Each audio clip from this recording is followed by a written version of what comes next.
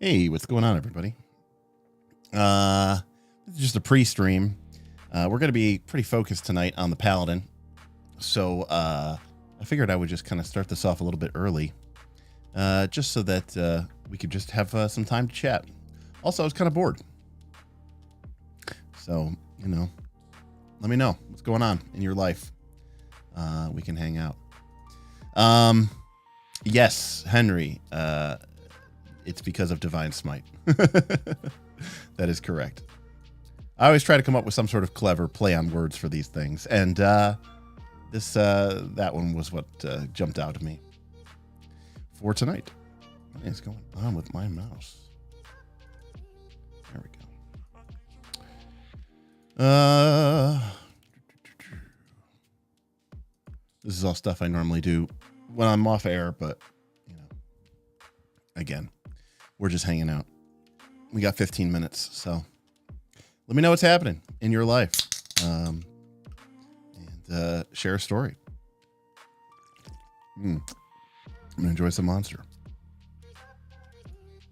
You know, I really, it's crazy to me to think that there are people, you know, out there, and I watch some of them, not every day, but there are people out there who stream every single day. And they stream for like 4 or 5 or 6 hours. That's incredible to me. I don't know how you have the energy or the will to do that. That's pretty crazy. So yeah,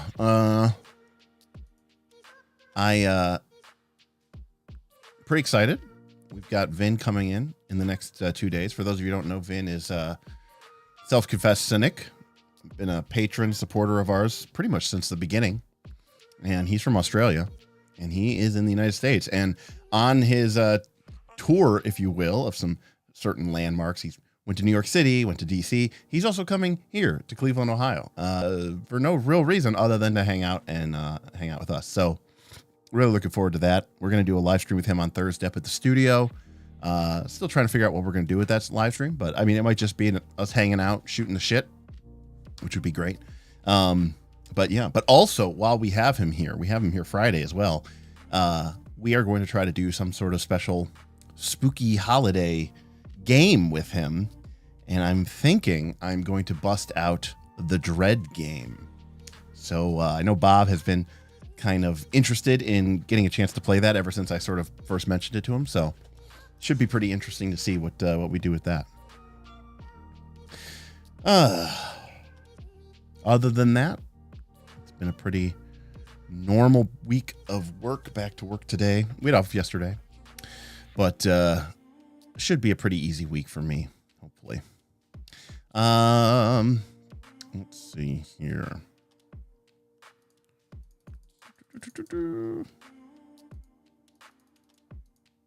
Oh, Henry. Mithras was interesting. Any more takeaways after letting it soak in for a couple more days? Yeah, it's always very interesting to me, and this is a problem that I have with a lot of games, is sometimes I feel like the mechanics of a game can be counter-purposed to what the game is about. And what do I mean to that? It's like, you know, if I'm playing this game with these very, I mean, it seems like it's trying to be epic and profound, and you're supposed to be this hero, and it just, look, I'll be the first to admit that hit points aren't perfect, but the hit point mechanic lends itself towards sort of larger than life heroics, and you know, the Mithras definitely does not, right? Which makes me question, so what is the point of that game? You know, because obviously you're sitting there tracking all these different hit point locations to your arms and legs, and you know, you might be losing limbs and body parts, which is fine, which is great, but what is the point of that? That is what's kind of soaked into me with, like, what is the goal of that? You know, because I mean, after enough period of time, I mean, your character is gonna, I don't know, lose something, and so what kind of behavior does that reward or encourage? And, you know, what kind of behavior does it penalize or punish? And I guess I just want, sometimes I think, I don't know if that's the kind of behavior I want to reward or punish in my game. At least Derek of 2023.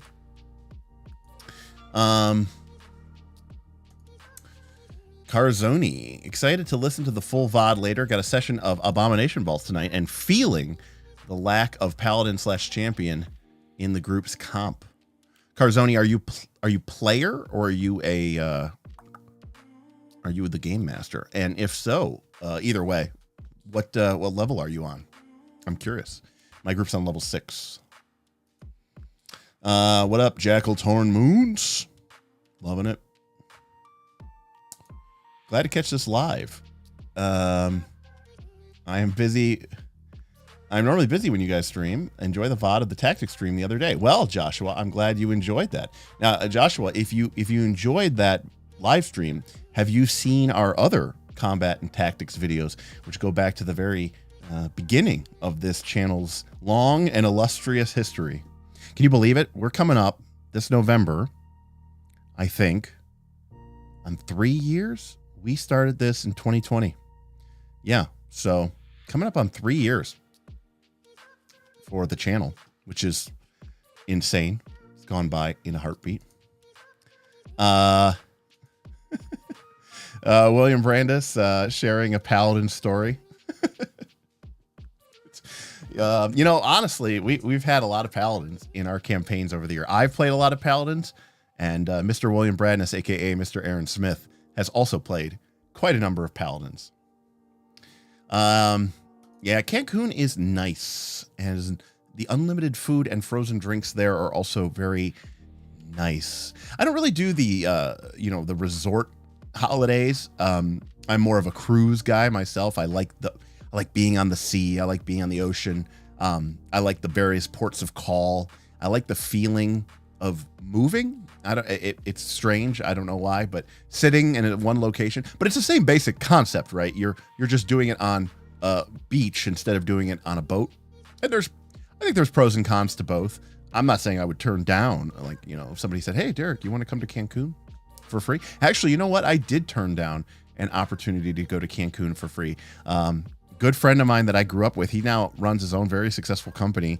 And his company was putting on a retreat. It might not have been Cancun, but it was somewhere down in Mexico.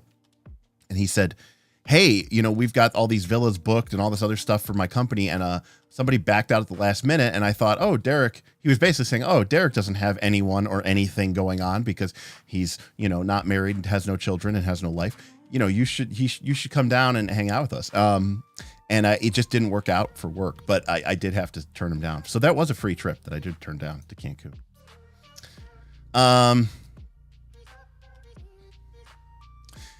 Yeah, Henry, I agree. I think that when you're, I talk, what kind of behavior does that encourage? What kind of consequences does that entail? I think you're absolutely right. I think this is exactly the kind of behavior that would sort of, be caused by having a deadlier game, for sure. Oh, you just hit 2nd level, got the Dead Tide event. Yep. Playing a wood water kineticist. Nice. Carzoni, I don't know if you've been listening, but Bob, who was playing, we only have a 3-man crew for this take of the Abomination Vaults. So, they're playing one level higher than they should be. Kind of works out really well, actually, with the Pathfinder 2 math. 3 PCs of level +1 are basically equivalent to 4 PCs of level +0. Anyways, Bob had a barbarian who died back on level 5. And for level 6, he made a kineticist, and he is a wood earth kineticist. And we've only had one session of it, but man, it was pretty impressive. It was pretty kick-ass, I got to be honest with you, especially compared to his barbarian from the previous sessions. So yeah.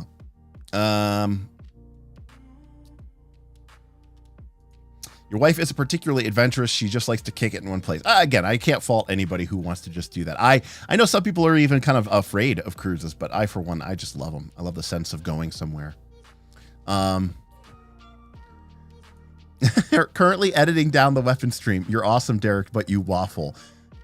Of course I do. That's like part of my trademark. It's what I do. I get I get caught off on tangents and tangents of tangents. And, you know, unless you mean waffle as in like, I won't put my foot down and say whether something's good or bad.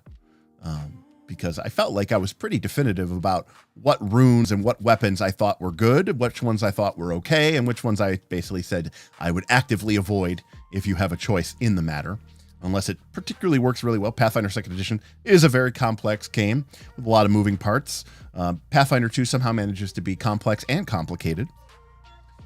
Oh yeah, Wood Earth is amazing. That's a great combo. The vitality damage from wood, the flexibility of the earth, the extra armor, it was incredible. Plus, with Wood Earth, he took the I always want to call it admixture, but it's not called admixture. He took the one feat that lets you when you combine wood and earth, and you get to rate. I can't remember what they're called in the game. Infusions? I don't remember what they're called, but it raises up all of these earthen mounds that are then extended with wooden spikes, and it just creates like an absolute nightmare for basically the enemies to try to close with you, and it slows their movement down. It does automatic damage to them, not damage like attack rolls, automatic damage as they move through the sharpened fields of spikes. It was an incredible power, and I was kind of thinking like, wow, this thing was busted and broken. I basically said, oh yeah, they don't even know how to fight you. They just give up. You guys get the experience. And I was thinking, wow, that's a great spell. And then like Bob and Aaron reminded me, no. I can do that every round, every other round, because it is an overflow. But it's like, oh shit, wow, yeah, you can do that forever. There's just infinite. It's a scary world we live in. Yeah, no, yes, I talk a lot. That is the case. Listen, I have to stream for you guys sometimes 8 hours. You know, someone was looking the other day. All spells ranked was 87 hours long. 87 hours. 87 hours of us just talking about Pathfinder 2 spells. That's insane. Okay? You know, you gotta keep it going. Let's see. I said them to, okay, cool, Josh. You said that one group watched the others, did not shows. The group that did not TPK'd in level 8 of Abomination Vault. Oh, to be clear, level 8's a pretty tough level. So, you know, level 7, I think is, well, that's, I don't want to spoiler anybody, but I think that's the one with the devils. But, a level 8, I think the first one of the third one book. So yeah, I recall that one being kind of tough. Let's see here. Hey, Dr. Metropolis is back. Dr. Metropolis actually, after joining us these last several streams, decided to become a patron, and joined our Patreon. So thank you very much for the support, Doc, and thank you again for joining us here at Knights of Last Call.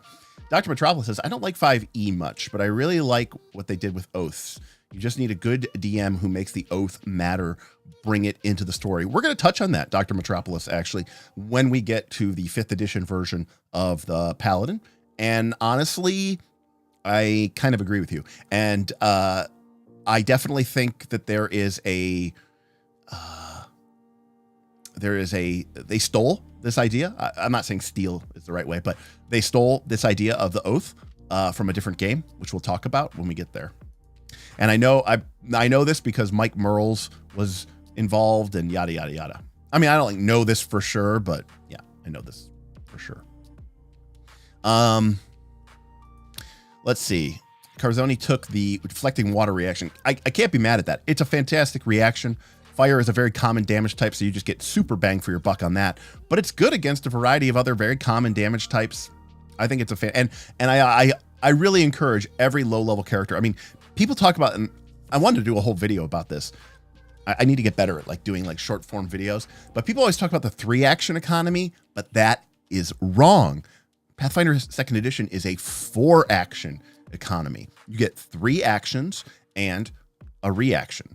And so I think the best, most action efficient play is the character or the party who is using 4 actions through the course of a combat round cycle. So I am a big fan. I mean, one of the reasons we'll get to this. I mean, spoiler alert in the pre-stream. One of the things I really like about the champion in, this version of Pathfinder 2nd Edition is I like that they just get this amazing reaction right from the beginning of the game. So, but again, we'll get into that when we get into that later.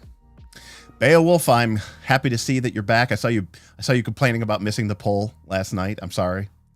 I guess you did not get a proper wrong rest. That is correct. Yeah, overflows and wood it's kind of crazy. Obviously the one is saying it's not even an overflow. It's just make a tree. Let's see here.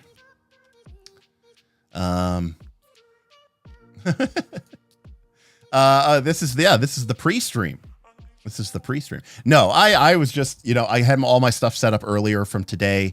All my stuff was good to go. And I was sitting here like, well, I've got 15 minutes and, we usually like to kibitz a little bit about just what's going on and everything like that. And so, I figured I would just talk with you, everyone, see what's up. So glad to see you, Shadram. Glad to see you, Ben. Yes, very sneaky. Very sneaky. Well, Multiverse DM, I appreciate you. Thank you for the kind words. Been nice to see you in and out here of our last streams over the last couple weeks, months. I mean, I don't know that I wouldn't call myself a game designer. I just think that there's value in being critical towards these games that we play. I mean, I think about sports, and how much people, dissect a sports team and talk about a sports team. Like we should have the same thing for games, right? People should be very critical of a game and really look into it and figure out, how to go for it. All right. And let's get ready to RPG!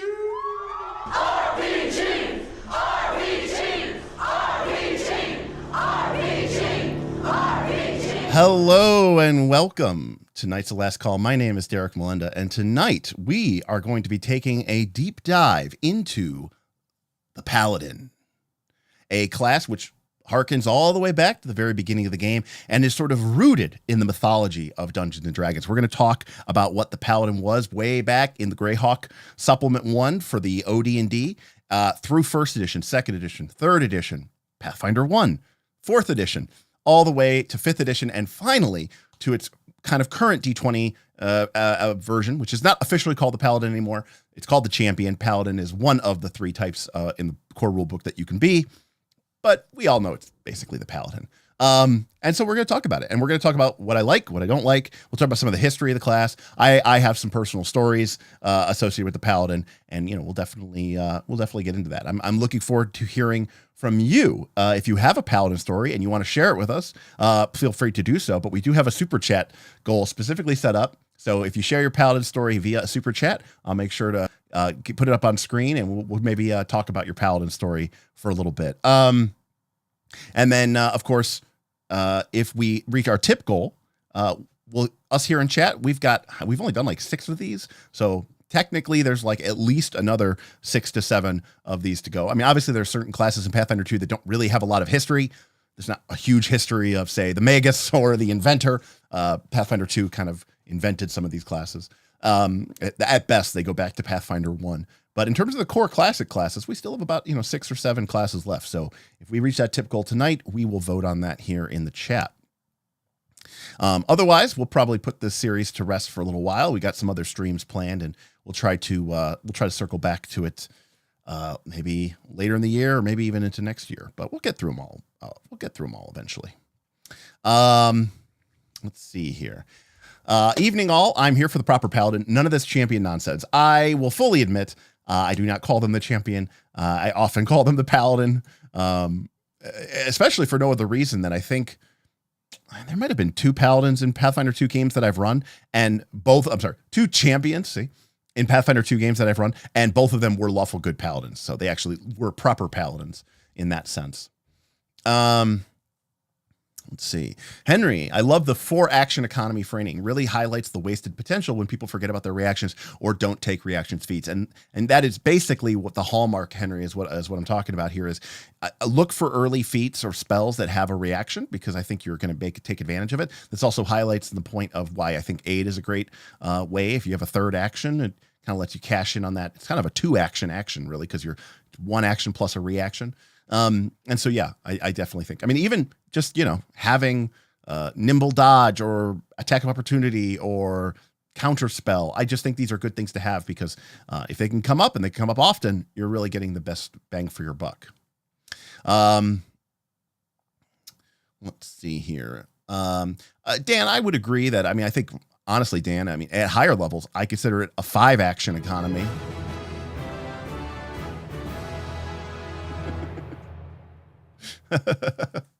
Benetip $10, not a SC, sue me. Smile, I have to run soon for my 1E game, but the pally we have in my game is tearing it up. So many great abilities. When you add unarmed combat, a 1E pally is a force of nature. Yeah, not a super chat, Ben. That's okay. We'll accept it. We'll talk about the Paladin, but before we get into it, Ben brings up I think a really great point here, and and again, thank you, Ben, for that $10. But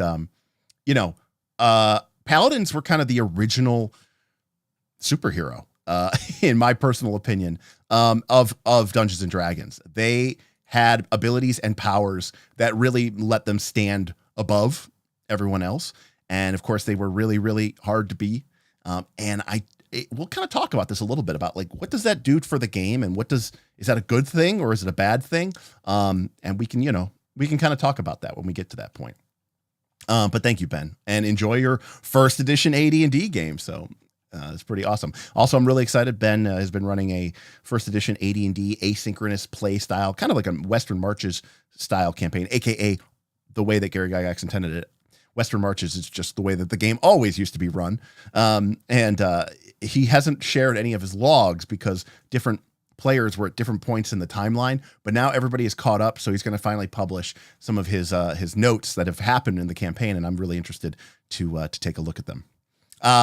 Jackal Torn Moon says Nightfinder when? Well, we're going to wait for remaster first, and maybe fingers crossed, maybe Paizo fixes everything and we don't have to do shit.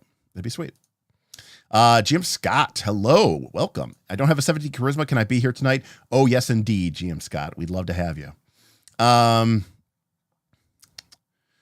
Nutrimancer had terrible experiences with Paladin's early editions. You snoozed meant sneezed. That's chaotic. You fall. Well, that sounds like more like you had a terrible experience with horrible GMs or dungeon masters in previous editions. So let's be clear about that. That being said, I do think that Paladins did have to pay a steep price for their powers, which is, you actually had to pay attention to your alignment and really, really be important to it. Now, that may sound strange and unusual, but considering that in 1st edition AD&D and stuff like that, there were already existing penalties for you violating your alignment, it was kind of considered normal that you had to play your alignment else. The Paladin just, was a little bit more enforcing of that.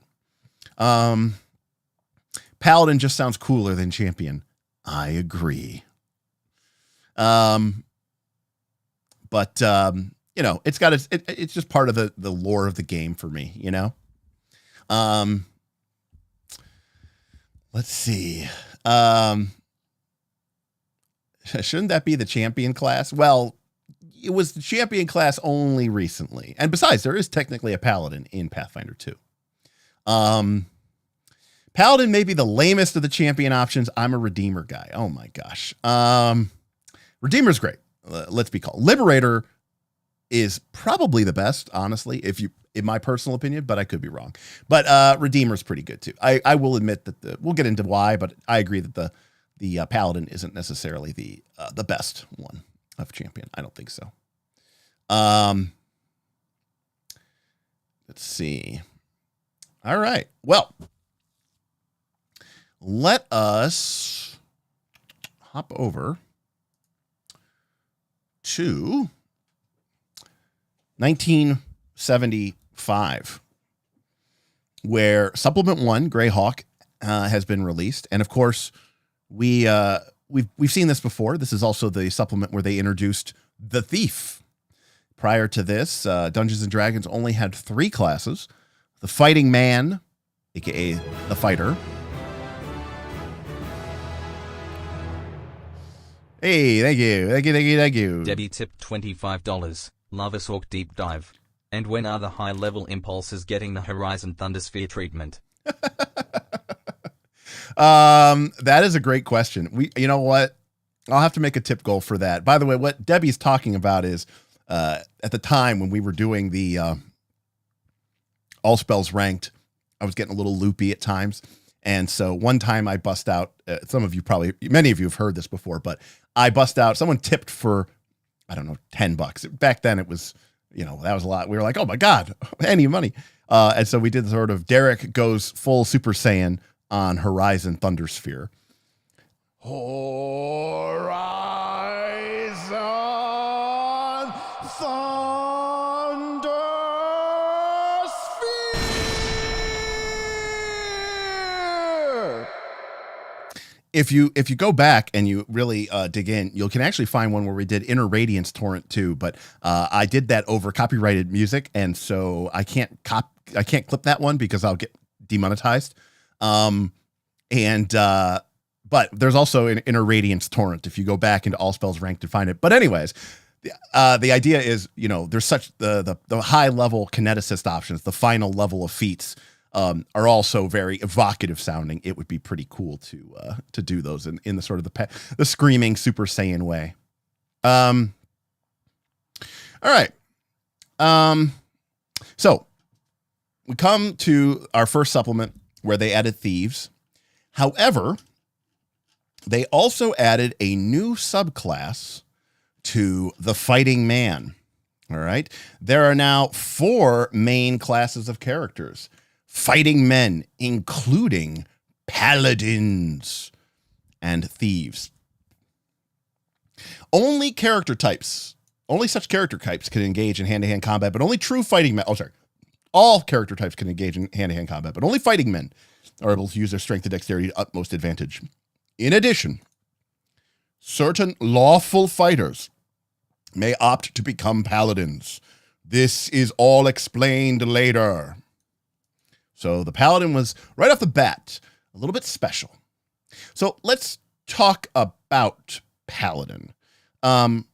So paladin, obviously the origin of the sort of heroic knight character, because you can remember, the original Dungeons and Dragons was a little bit more, the fighting man was very much a soldier, right? A sort of almost more of a gritty scoundrel, no good, fighting man, a grim sergeant. The idea of the heroic knight was obviously well entrenched in mythology. Obviously we had King Arthur, but in particular, Gary Gygax was influenced by a book called 3 Hearts and 3 Lions, which came out in 1960s.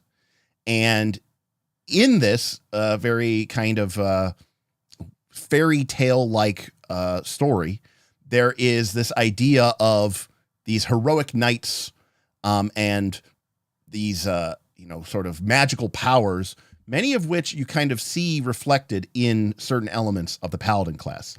And of course, in particular, the legendary French king or emperor Charlemagne, from which we get sort of, Charles, many French kings named Charles, had legendarily 12 knights, or the 12 peers.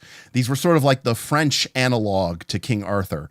And in fact, some cases, you could almost argue that the Knights of the Round Table in Arthurian legend and Arthurian romance were sort of like the English version of the sort of Charlemagne's court of the 12 peers, which were known as the Paladins. And in particular, one of these, Roland, which I believe is the source of the reason why in the Gunslinger is named after Roland is the name of the gunslinger from the Dark Tower trilogy. I believe that is because of the connection to Roland from the things. An interesting other thing is, in Italian, Roland was Orlando. This is a deep cut here. Roland was pronounced Orlando or Orlandu. And in Final Fantasy Tactics, you meet this really, really, really badass knight NPC who joins your party, sometimes known as Thunder God Sid, but his technical name in the game is Orlando. And that he's supposed to be sort of this historic, legendary knight of all time. And this was Roland. This was Orlando. This was the 12 Peers of Charlemagne, also known as the Paladin. Now, there's some debate about where the word itself comes from, but it is believed to come from the Palatine Hill from Rome, which is one of the 7 hills of Rome. It's the sort of central hill of Rome, Palatine Hill. And through Latin and through Middle French, it became sort of associated with like of the palace, or of the crown, of the state. And so a paladin was literally, the idea was that they were sort of a servant or a lord of the palace. And this really, links back to the idea of these 12 peers or 12 sort of paladins of Charlemagne. And so in a sense, paladin was originally sort of like a noble title. It wasn't really necessarily, a knight. They were actually like lords and ladies. But any case, as the story of these heroic, brave knights sort of echoed through the ages, it obviously merges with elements from, the Knights Templar and the Crusades. And so this idea of the crusading holy knight, just becomes ingrained into the DNA of sort of just Western culture. And so it felt pretty reasonable that, that you would have a character that would sort of exemplify that in this case, in Dungeons and Dragons. So they introduce the Paladin, and the Paladin is interesting because let's try and scroll here. Here we go. We got Stolen Thieves here. Here we go. All right. So a paladin can only be a paladin if they have a 17 or higher charisma. And this sticks with the game for about another 20 years. And of course, in this time and place, you were rolling 3d6 for your ability score modifiers. So paladins were already were supposed to be pretty rare. If your character had a 17 or higher charisma and they were a fighter, if they were lawful from the commencement of play for that character, they can elect to become paladins. Always doing lawful deeds for any chaotic act will immediately revoke. Hey, Nathan! Nathan tipped $30. I've been learning a lot about Pathfinder 2e over the past few months thanks to this channel. So I wanted to show my appreciation through this tip. Perhaps this tip can go to the next class for more learning. Hey, thank you, Nathan. And with that, we've achieved that tip goal. So thank you so much for that, and appreciate you appreciating us. Love to hear it. Let me know, what, Nathan, what did you find particularly helpful? What do you think is lacking out there? You're out there on the internet. You're watching the YouTubes. You're trying to learn this game. Let me know how I can help you. Happy to do it. Yeah. Yes, Nutrimancer. In order. You had to roll 17 in the right spot. Most DMs did 46 drop lowest. It's not as uncommon as you would think. Ben is absolutely correct. In fact, even growing up playing first edition AD&D, I never rolled like 3d6 straight ever. Now, that doesn't necessarily mean that paladins were still common. I mean, if you roll 46 and drop lowest, it's still pretty tough to get a 17 or 18. It's just not nearly as impossible as it is. And in fact, AD&D has like 6 or 7 different methods in the Dungeon Master Guide, which explain different methodologies for creating characters. In fact, going off on a tangent here already, Gary Gygax basically says that, because basic D&D, the official rule in OD&D was that you rolled 3d6. Basic D&D, which first came out as sort of the blue box from J. Eric Holmes in 1979, right? This is before BX, before Pink Box. They used 3d6 because that's what D&D was, and that was for basic Dungeons and Dragons. Gary creates Advanced Dungeons and Dragons and basically says very like tongue-in-cheek, kind of like not tongue-in-cheek.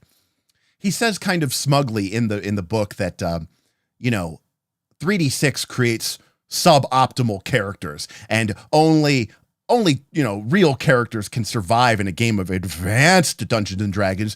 Merely rolling 3d6 straight, that's for children and for their basic game. A true player will use a more complicated source of ability score generation to ensure that their characters can meet out the challenges that the great advanced game is sure to give them. Basically, blah blah blah. Basically, being like your Advanced Dungeons and Dragons characters will be stronger than your basic Dungeons and Dragons characters. So, anyways, all right, so from the start, we have lawful. You're a fighter, first and foremost, and your character has to be lawful. And if you do anything chaotic, it will be immediately revoked the source of the status of the palace, and it can never be regained, ever. Okay, Ben's got the exact quote. Ben, I knew you'd have the exact quote. Extraordinary characters are needed for AD&D. Exactly. Like he was just, just making like such a complete, kind of smug behavior of that. You know what? When we first started playing BX Neutromancer, we did a swap stat. I think that might have been in the book, or maybe it was in a later version of Basic. But I do think that was a common rule. Any case, what does a paladin get? Well, if you're 17 and you make a true dedication to law over chaos, you gain some abilities that are still with us to this day. They can lay on hands to cure wounds or diseases in others. A whopping 2 points of damage for each level the paladin has changed, and 1 disease for every 5 levels. Each is only usable once per day. So a paladin could, once a day, heal for 2 hit points times their level. So a level 6 paladin could, once a day, heal for 12 hit points. Once a paladin reached level 5, they could heal 1 disease once a day. Now, that may not seem like a lot, and to be fair, it's not. But your character was a fighter, and you had magical healing. This is long before the days of infinite spell slots.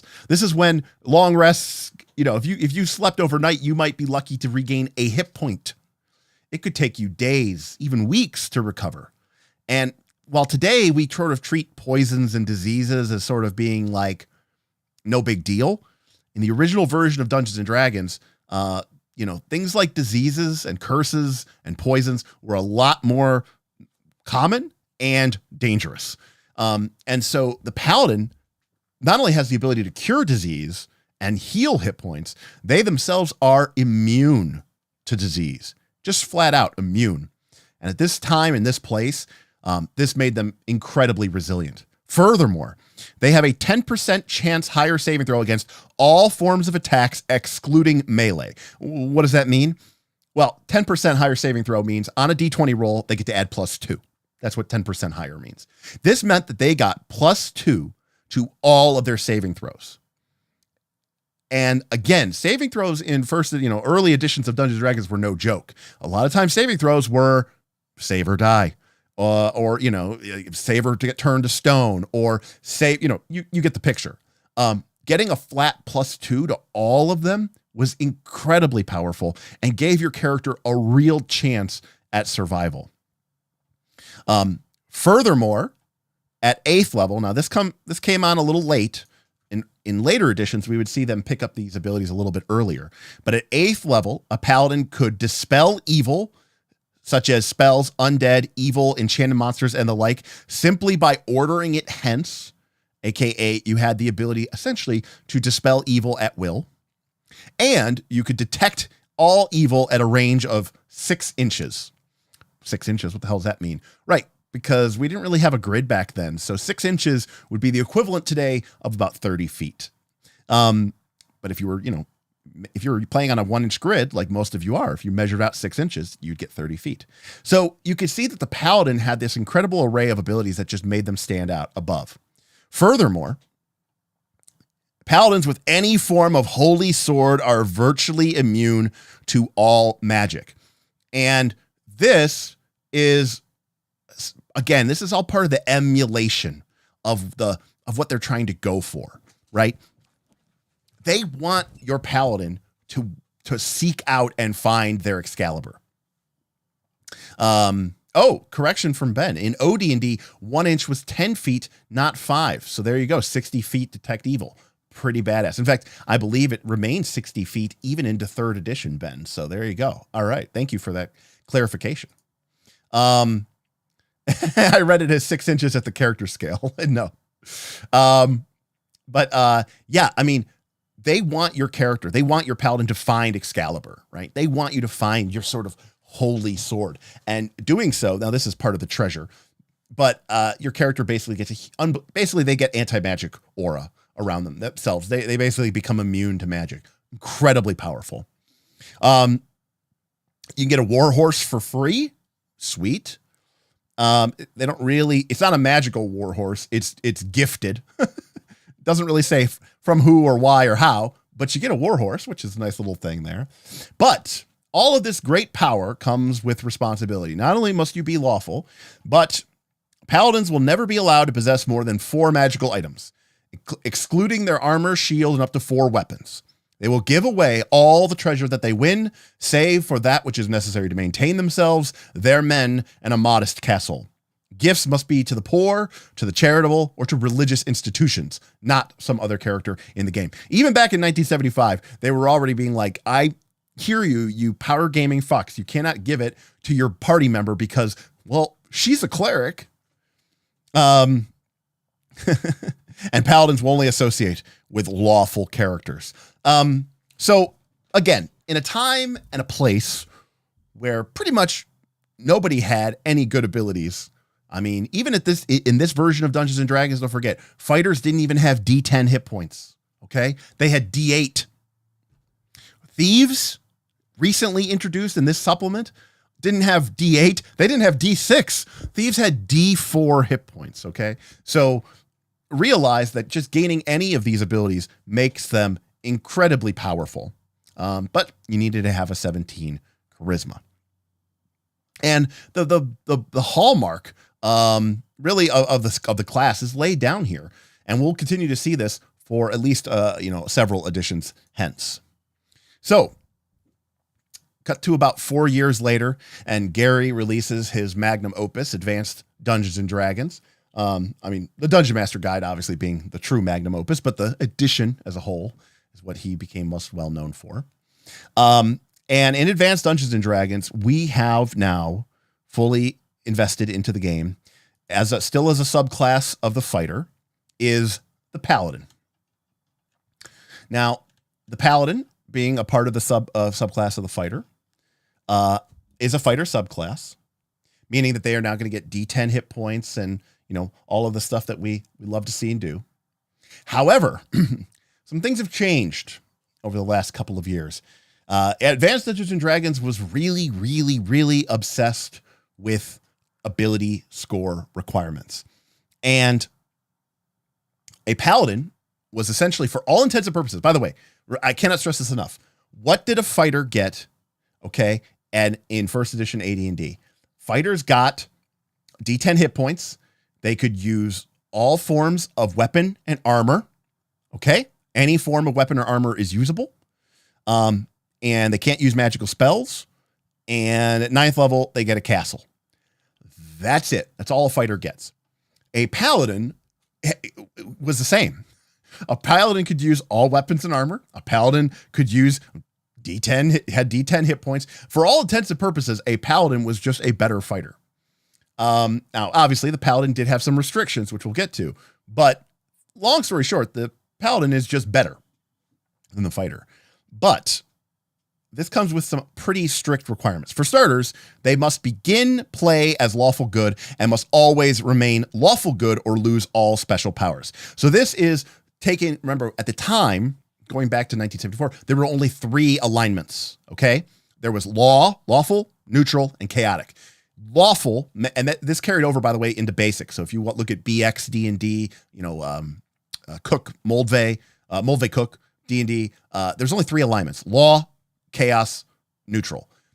Gary introduced the idea of the two-axis model, right? The chaotic evil, the lawful good that we're familiar with. So the Paladin became from a lawful requirement to now a lawful good requirement, really fully cementing them as the, and this, of course, where the, lawful stupid came in, because the idea that the lawful good Paladin was this goody two-shoes who, would always like, people took it to a really far extreme where like the Paladin would be like, we cannot surprise them. I will shout out that we are about to ambush them because it would be dishonorable to do so. However, the Paladin, not only are they a fighter, they get spell-like abilities, spell powers, and of course, some really broken abilities. But to do this, they have to be a human. They have to have a strength of 12, an intelligence of 9, who knows why, wisdom of 13, constitution of 9, and a 17 charisma. Now, I thought this was pretty brutal. So I checked, and let me delete this. I found this website that that definitely calculated the percent chance of, let's see what this is. You must be this lucky to play. Oh, I don't know where it is. Damn. All right, you'll have to take my word for it. So this person made a chart. Oh, here we go. Actually, you know what? I'm going to do this. Boom. There we go. Found it. Okay. So here we go. This chart here from this person. Now, this is assuming that you rolled 3d6. Now, as Ben and I have talked about here, a lot of GMs, many GMs, including Gary, basically said you should not roll just 3d6 straight. Even though that's kind of on the appearance what the game is suggesting, it is the case. However, what we could see here is what the percent chance of rolling a character was with those ability scores. And you could see that the Paladin at 0.10% was very, very rare. Somehow not the rarest character. Nope, a monk was even more rare, and a bard was so impossibly rare that technically on 2 digits, it gets rounded to 0. Anyways, you can imagine that if you're using something alternative to 3d6, if you're using 4d6, or if you're using roll 12 ability scores, take 6, et cetera, there's a couple different methods. These percent chances will go up. But by and large, monks, paladins, and bards were essentially non-existent in the game. Illusionists too. So, I mean, these character classes were so powerful and they were so restrictive that unless you were using some really, really, really generous ability score character creation, you probably were never going to roll one. I mean, even if we were to assume that paladins got increased from 0.1% to 1% because of, a better, more, maybe more higher ability score producing method. So that's a 10x improvement in chances. That's 1 out of 100 characters that is going to qualify, as a paladin. So it's pretty wild. But paladins are pretty OP, just like in first edition. And that's the case where it's like they get a lot of the same abilities that they had from first edition, from 0th edition. For example, we can see here, they can detect evil at up to 60 feet. Just like we were saying, Ben was saying before, 1 inch is 10 feet. They had a 6-inch radius, but that was something they got at level 8. Now they get it at level 1. And let me tell you something. I never had a chance to play Paladin first edition, but I played a lot of Paladins in 3rd edition where they have a very similar ability. Being able to detect evil, which, by the way, did not require line of sight or line of effect. It could be blocked by a thin sheet of lead. It could be blocked by like a couple inches of metal, a couple like a foot of wood, or several yards of earth or stone. by and large, what this meant is your character could detect evil through a door, through a wall, most times. And, you know, the stuff you were fighting that you were really worried about was usually evil, especially, you know, the big bad stuff. And this was true even in 3rd edition. This detect evil ability was incredibly powerful. And this is for me playing it in 3rd edition. I can only imagine how powerful having an at-will ability would be, especially in this time, in this place, when 1st edition AD&D is all about the resources and conserving these resources. It's just insane. We see that they still get a +2 bonus to all their saving throws. They use the actual +2 now instead of a 10% better chance. They're still immune to all forms of disease. They can still lay on hands. Note, it is still just once a day. They can cure disease once every 5 levels. However, we get a new ability. And by the way, remember, they get all of these right from the beginning of the game. They have a constant protection from evil spell, which emanates around them, which, amongst other things, improves and helps out your allies' defensive bonuses, their ability to be possessed or controlled by, mind control or evil spirits. Just an incredibly powerful thing. And again, this 1 inch radius does not literally mean 1 inch. It means in a bubble around the paladin because they're using scale on the map. However, the paladin 1st edition gets more abilities. At 3rd level, they can turn undead, just like a cleric. Now you might say, well, how many times a day could they do this? Clerics back in 1st edition AD&D could turn undead. This is true of basic D&D as well, infinite times per day. So this is tremendously effective, except wait a second. The paladin can also turn devils and demons. Now, if you're not familiar with turning in these editions of the game, it is incredibly powerful because a turning attempt basically makes the creatures flee before your holy righteous might. And if you're strong enough and you're powerful enough, you could just destroy them and turn them to stone. Now, Nutrimancer's right. You can't keep turning the same undead if you failed. It's not completely broken, but it still gives you a shot of, again, remember, fighting monsters isn't really the same way you earn experience points, so it's just insane how powerful this is.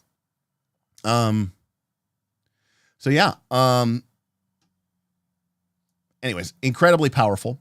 At 4th level, you can still call for your warhorse, although now it is sounding a little bit more magical because you're calling for it. At 9th level, they still have no, this is not 9th level. This is just at any level. This is power number 9.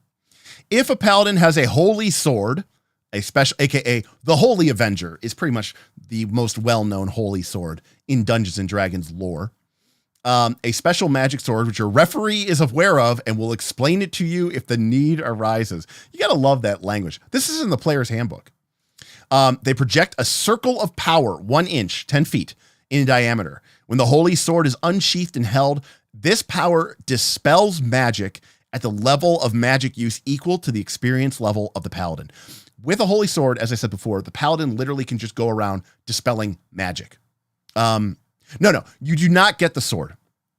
This is a class ability that literally only functions if you acquire a certain type of magical item.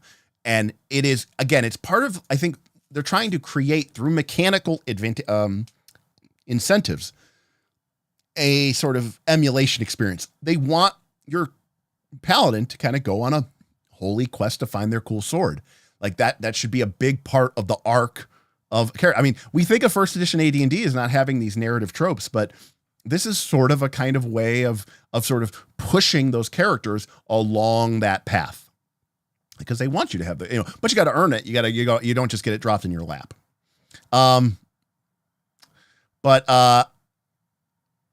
So probably the most famous art in history. This is a paladin in hell showing this awesome kind of classic medieval style armored knight battling what looks to be a barbed devil in the depths of hell. This is a classic piece of art and is absolutely one of my favorites from Donald Sutherland, and this to me is one of the most evocative pieces of art in the game. Now,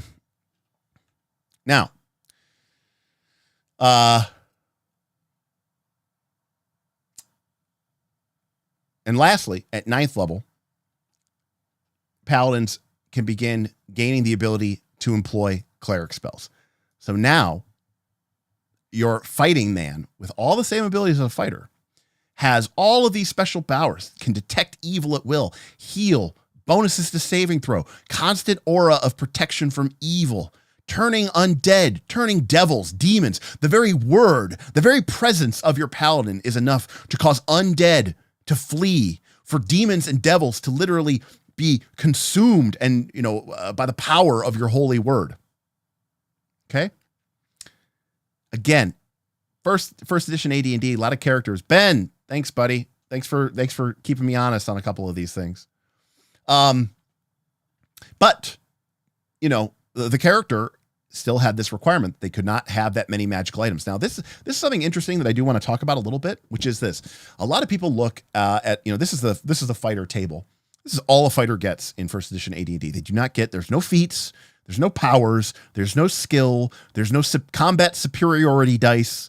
Okay, there's no encounter powers or daily powers. There's no, 2 action activities. A fighter gets nothing. And you know what? Honestly, a lot of classes don't get a lot of anything. And so a lot of people look at these characters and they think, wow, this must have been so boring. But here's what you have to understand.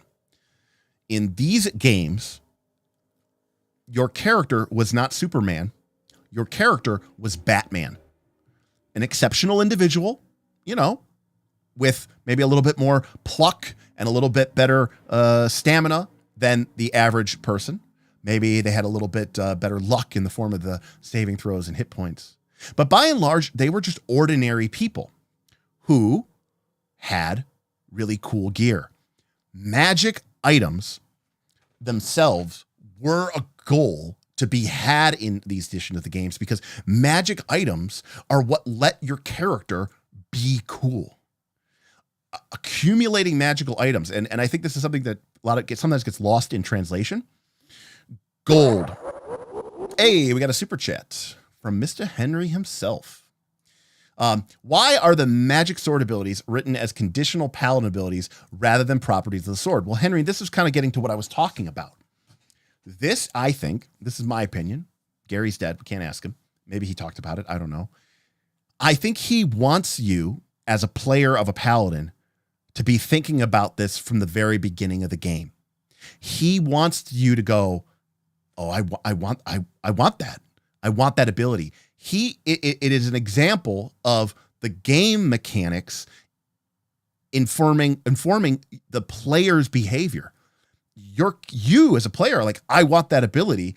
Your character's like, I want that ability. And so what it becomes is, from the very early parts of the game, your paladin and you, the player, are dreaming of the day that you can get your hands on a magic holy sword, because it will unlock this amazing ability and power. And thus, what might drive your character and motivation is, I want to find, I want to find my holy sword. I want to find my Excalibur. So, going back to what I was saying before, your character, yes, I said holy magic sword. But yes, it specifically has to be a holy blade, which, again, the Gungeon Master Guide went into full detail about it. But the classic one from D&D, some people know about, the flame tongue and stuff like that. The Holy Avenger was the classic holy sword. But Z-Beef says that Batman versus Superman super blurb needs to be a short to share. So yeah, so your characters they were Batman, or at the very least, maybe they were Iron Man, right? Think about what they had. They had a lot of money, right? They had a lot of people surrounding them. They had a lot of money, and they had a lot of cool shit that, made them better. And yeah, they were probably a cut above the ordinary person, but by and large, they were still just ordinary men and women. It was all of their cool gear that gave them all their cool abilities. And again, this is something that I think sometimes gets lost. Remember, in this time and place, most experience points came from the acquisition of treasure. That meant gold. That meant gems. That meant jewelry. But guess what? Magic items did not count for that. Magic items didn't even have a gold value associated with them until much later in the game, until 3rd edition. Getting magical items did not give your character XP. That is what gold and gems and jewels were for. Now, to be fair, if your character had the ability somehow to sell a magical item, then you could get the experience point for it, but only if you didn't use it. It's a very weird situation. Long story short, what this means is that when you're adventuring in a Dungeons & Dragons game, you actually have 2 different paths of advancement. If your character is going after gold, then that is going to help you with experience points and leveling up, but it's also going to give you your the money that you need to maybe run your castle or found your wizard's guild or keep your temple being built. At the same time, finding magical items made your character into this cooler, more powerful ability. So with all that being said, Paladins, they did have a little bit of a nod towards balance. Paladins could not have unlimited magic items. They could only have a magic armor, magic sword, 4 magic weapons, and up to 4 other magic weapons. They didn't want them to go too far. But in our Batman and Superman comparison, a fighter is like Batman. A thief is like Batman. The Paladin is like Superman. The Paladin had all of these innate abilities. The Paladin had all of these things just given to them through their class. It is difficult to explain if you have not played in this time and place to understand how powerful a Paladin felt in these eras, because they had an incredible array of magical abilities that no one else could even come close to getting. It's not like, oh, well, the fighter got a bunch of feats and the Paladin gets a lot of cool special abilities. No, the fighter didn't get shit.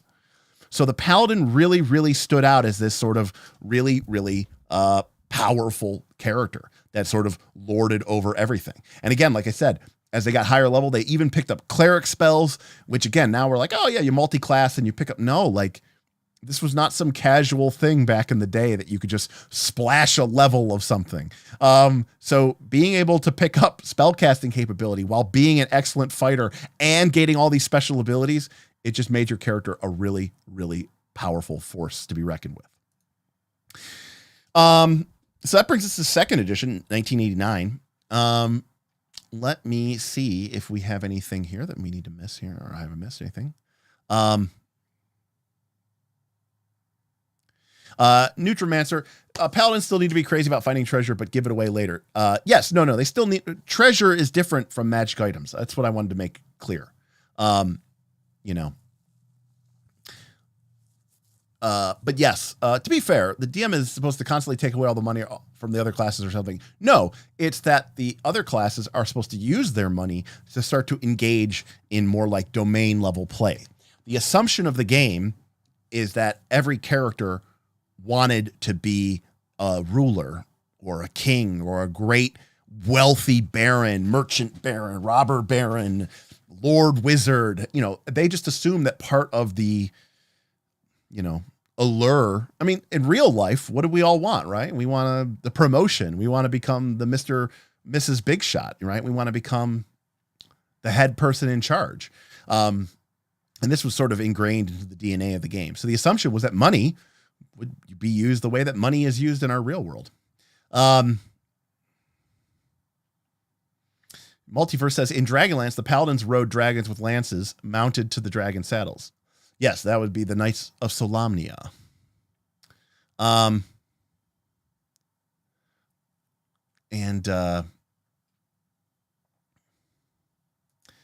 Beowulf says, I had an AD&D 2nd edition Paladin. He made it to level 13 before losing all his powers for slaughtering a village of peasants, even though he was just defending himself and the party. Part of the, now I don't necessarily know that I don't want to defend your Paladin's actions or curse them, but I think part of the thing is part of the beauty of a Paladin is this idea of the ends can never justify the means, right? Paladins have this strange way, in my opinion. And I think it's arguably not the most effective way to be good in a weird way. But a paladin will not compromise, or shouldn't compromise, even in the face of great evil.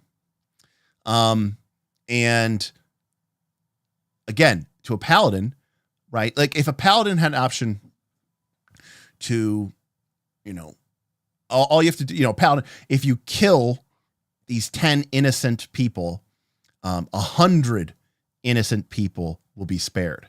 And a paladin isn't supposed to take that kind of deal, right? A paladin is supposed to, figure out a way to do it and make it work and save all those 100 people anyways, without having to compromise, right? So it's kind of an almost impossible task.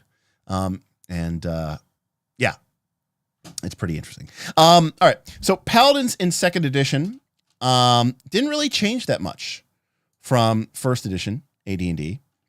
And so we don't really need to spend that much time on them here. They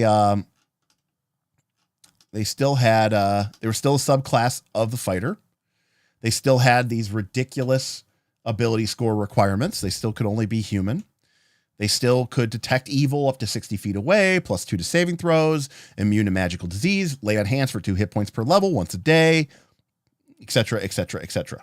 Still had their holy sword, which could dispel. They could still turn undeads, devils, and demons. So definitely, definitely the normal stuff that we're used to here.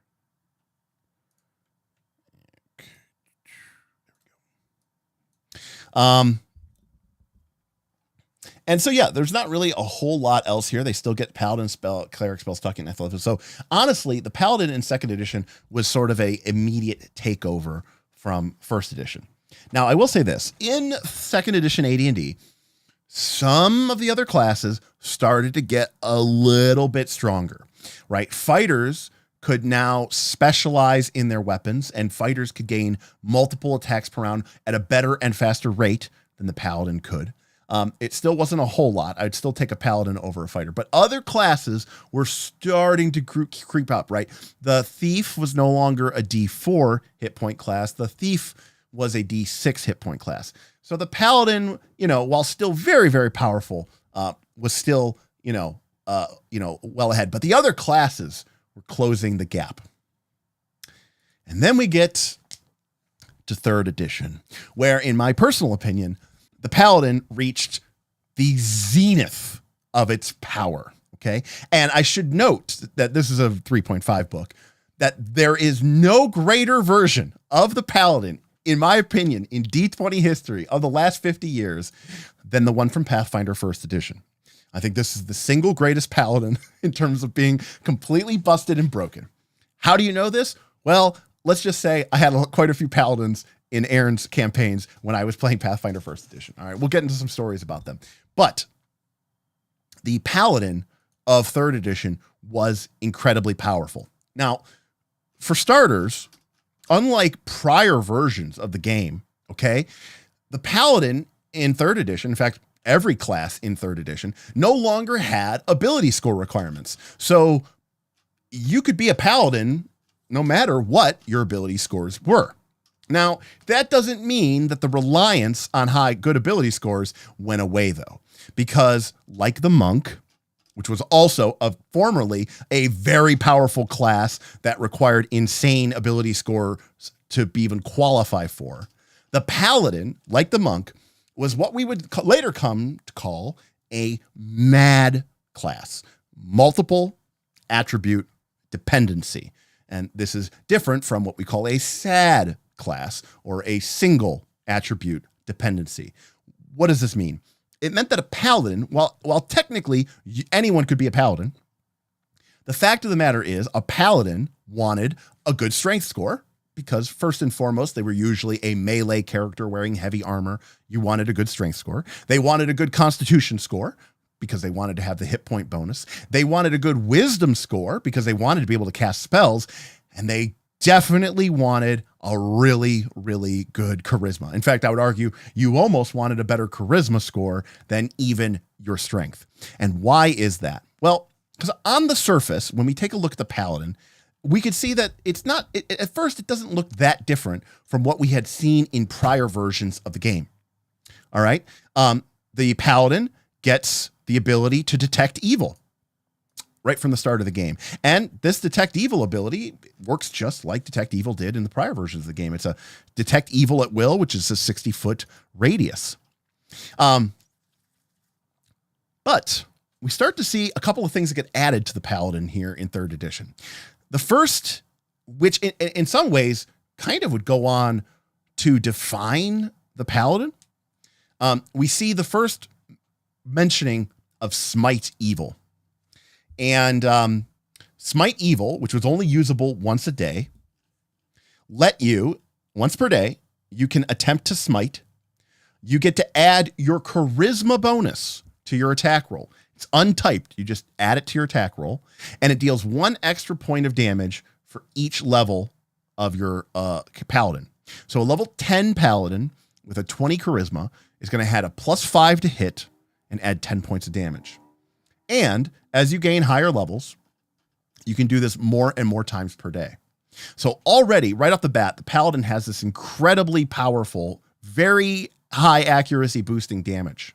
But honestly, this wasn't even the most broken thing, although we will talk about that in Pathfinder 1. What really came on is at level 2.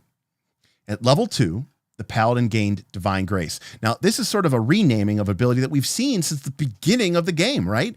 Paladins got a +2 bonus to all their saving throws. So, of course, in 3rd edition, they got something similar, right? No, they got Divine Grace. At 2nd level, a Paladin gains a bonus equal to their charisma bonus on all saving throws. But it wasn't capped at +2. A Paladin with a 20 charisma was going to add +5, untyped, stacking with everything, to all of their saving throws. They were incredibly powerful. By the way, now our Paladin, instead of healing with lay on hands once a day, gets a pool of hit points. She can spread it out over numerous heals if they wish to, and doesn't have to use it all at once. Okay? So our lay on hands has become more useful. It is now a pool that we can split up. Furthermore, at 3rd level, we become immune to fear effects. We still become immune to disease, including supernatural diseases like mummy rot and lycanthropy. We still get the ability to turn undead. And now, instead of having to wait till 9th level, okay, we get spells from 4th level. So the Paladin had these incredible ability scores. They had these incredible powers. Smite Evil was very, very powerful. Divine Grace was incredibly powerful.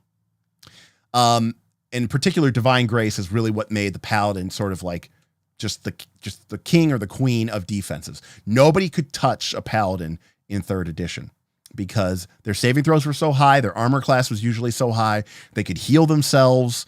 They were immune to fear. They were immune to disease, right? They just had so many abilities. Now, I see Beowulf says 3.x Paladin has nothing on the 5e Paladin. Now, to be fair, I understand that there are some really busted builds in 5e. Of course, there were some really busted builds in 3e too, right? Which involved taking a bunch of this and a bunch of that and a bunch of this. In fact, like 5th edition, right? 3rd edition had some of the same problems where you can see that a lot of these really good abilities are kind of front loaded, right? Like if you take 3 levels in Paladin, man, you kind of get a lot of the good stuff, right? Yeah, you miss out on, some of the other stuff, but by and large, after 3 levels, you kind of have a lot of what the Paladin is offering, especially the Divine Grace. You only need 2 levels of that. And so this concept of people splashing levels just to gain some abilities started to become prevalent. But my understanding, and we'll get to 5th edition, is that, yes, there are some very broken things that you can do with the Paladin, particularly warlocks or sorcerers, and using their spells to smite and all that other stuff. Now, I'm not an expert in 5e. I'll let you guys fill me in on that. But I do want to shout out really quick here that the Paladin, despite having all, if anything, we've added new abilities, right? The Paladin has all the same abilities that it's had since 1974, 1975, but now also has these abilities to smite evil. And so now like the Paladin is not just this holy knight, this defensive character, but this really offensive character as well. But I do want to quickly shout out Pathfinder. Now this is a revised copy of Pathfinder First Edition. This is a first edition of this edition. So in other words, there was some errata that they added in this book. I only have two. I don't think my camera's gonna be able to pick this up. I only have 2 tabs in this. Let me go here. I only have 2 tabs in this book, by the way. And they are, hold on a second. I want to see if I can get this on camera. They are Paladin and Detect Evil. Okay. I played a lot of Paladins in Pathfinder. And the reason I played a lot of Paladins in Pathfinder was because in Pathfinder, the Paladin was even more broken. And the reason the Paladin was even more broken in Pathfinder was for 2 main reasons. Number 1, Smite Evil was no longer a single attack. Smite Evil was now a combat buff. And when you smite evil, you choose a target that you want to smite. And then you get to add your charisma bonus to all attack rolls made against that target. And you get to add your Paladin's level to all damage rolls against that target. Same as Smite Evil from 3rd edition, right? Right. Except this lasts, okay, until the creature is killed. This means that all of your attacks get that bonus to hit. All of your attacks get that bonus to damage. Okay. Furthermore, if the target of your smite is a dragon, undead, or an evil aligned creature like a fiend, like a devil or a demon, the bonus instead of 1 point of damage per level is 2 points of damage per level. And in the original version of Dungeons and in the original version of Pathfinder, that lasted the entire fight. Okay? Lasted the entire fight. So your character was just an unbelievable killing machine. But wait, Smite Evil did more. In addition, while it was in effect, you gained a deflection bonus to your armor class equal to your charisma fodder. This means that when you smite evil, okay, which by the way is not your standard action, it's a bonus action, it's a swift action, okay, so it doesn't even take up your turn or your attack. Your character gains their charisma bonus to damage, they gain their charisma bonus to armor class, and they gain their level, possibly doubled, to all damage rolls until the creature is dead. Oh, and you can do that once a day. But guess what? Very quickly, you can do that multiple times per day. Because by the time you're 4th level, you can do that twice a day. By the time you're 7th level, 3 times a day, etc., etc., etc. But wait, the Pathfinder Paladin had even more. What more could they possibly have? I'm glad you asked. First, they still get Divine Grace, so they still got to add their charisma to all their saving throws. For those of you paying attention, that means that if a Paladin smite evil, they are adding their charisma to their attack roll, to their armor class, and to all their saving throws. They get to add it to all their saving throws all the time. Anyways, just incredibly busted. Secondly, Paladins lay on hands now, instead of being a pool, okay, they can use lay on hands a number of times a day equal to half their level, plus, guess what? Their charisma modifier. That's right. That means that like a level 10 Paladin with a 18 charisma can lay on hands 9 times a day. And when they lay on hands, it's not a standard action anymore. It's a swift action, or in 5th edition terms, a bonus action. That means to heal themselves. So a Paladin is not only getting their charisma bonus to attack, saving throws, armor class, their level to damage. Charisma also gives them the ability to basically heal themselves about halfway to full 9 times a day. But wait, there's more. Because while the character of the Paladin is still immune to fear, is still immune to disease, now the Paladin in Pathfinder 1st edition gains mercies. These are additional benefits that get added onto your lay on hands. So when you lay on hands a target, not only do they heal hit points, you can cure them of being sickened or shaken. You can cure them of disease. You can cure them of being dazed. At higher levels, a paladin can cure them of being exhausted, poisoned, blinded, paralyzed, stunned. And that's not an extra ability. That just gets added on automatically to every single lay on hands that you do. Keep in mind, it's equal to half your level plus your charisma modifier. By the mid-teens, your character might be laying on hands 12 plus times a day. But wait, we're not done yet. The paladin can still turn undead, except in Pathfinder, first edition, they got rid of turn undead and it was instead called channel positive energy. What did channel positive energy do? It was a point blank AoE explosion of positive energy, which did damage to undead, and you guessed it, healing to living creatures. This meant that a paladin also had the ability to, guess what it's based off of? Your charisma. They could AoE heal the party. By the way, we haven't even gotten to a single feat yet. This is just what the paladin got for free. But wait, we're not done yet. They can still summon a horse. But let's say you don't want a horse, because a lot of people don't want to use a horse. You can also summon a weapon. And guess what? Your weapon got all sorts of sick ability bonuses. Remember how before we had to wait till we got a magic sword and a magic holy sword? Now the holy sword, it comes to us instead of a horse. I can tell you a lot of people took the sword. Okay. Insane. Just absolutely insane. Wait, we're not done. At 8th level, the paladin, now this is a new ability. They're immune to fear. They're immune to disease. Guess what? Now they're immune to charm.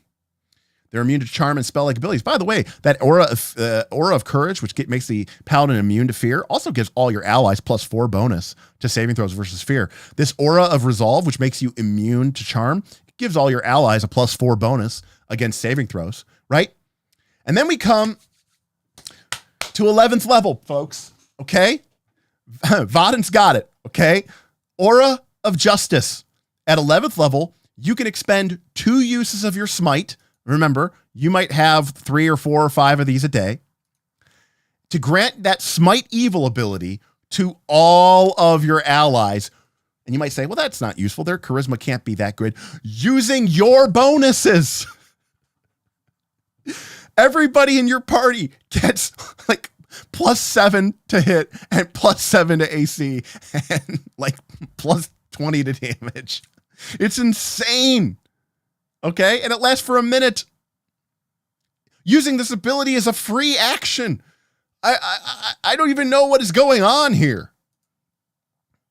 All right.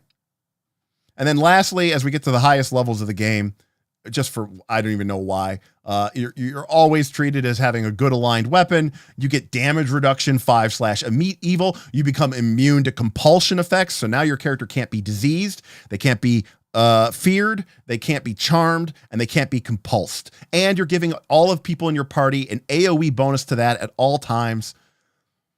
It's insane. And finally, at 20th level, your capstone ability, when a paladin just basically touches an evil, whenever you successfully smite and strike at an outsider, you potentially can just destroy or banish that outsider completely. The most. And if you use your lay on hands ability, or you use your channel energy to do the AoE heal, it's the maximum possible amount. So you're just like. It's so broken. It is so utterly powerfully broken.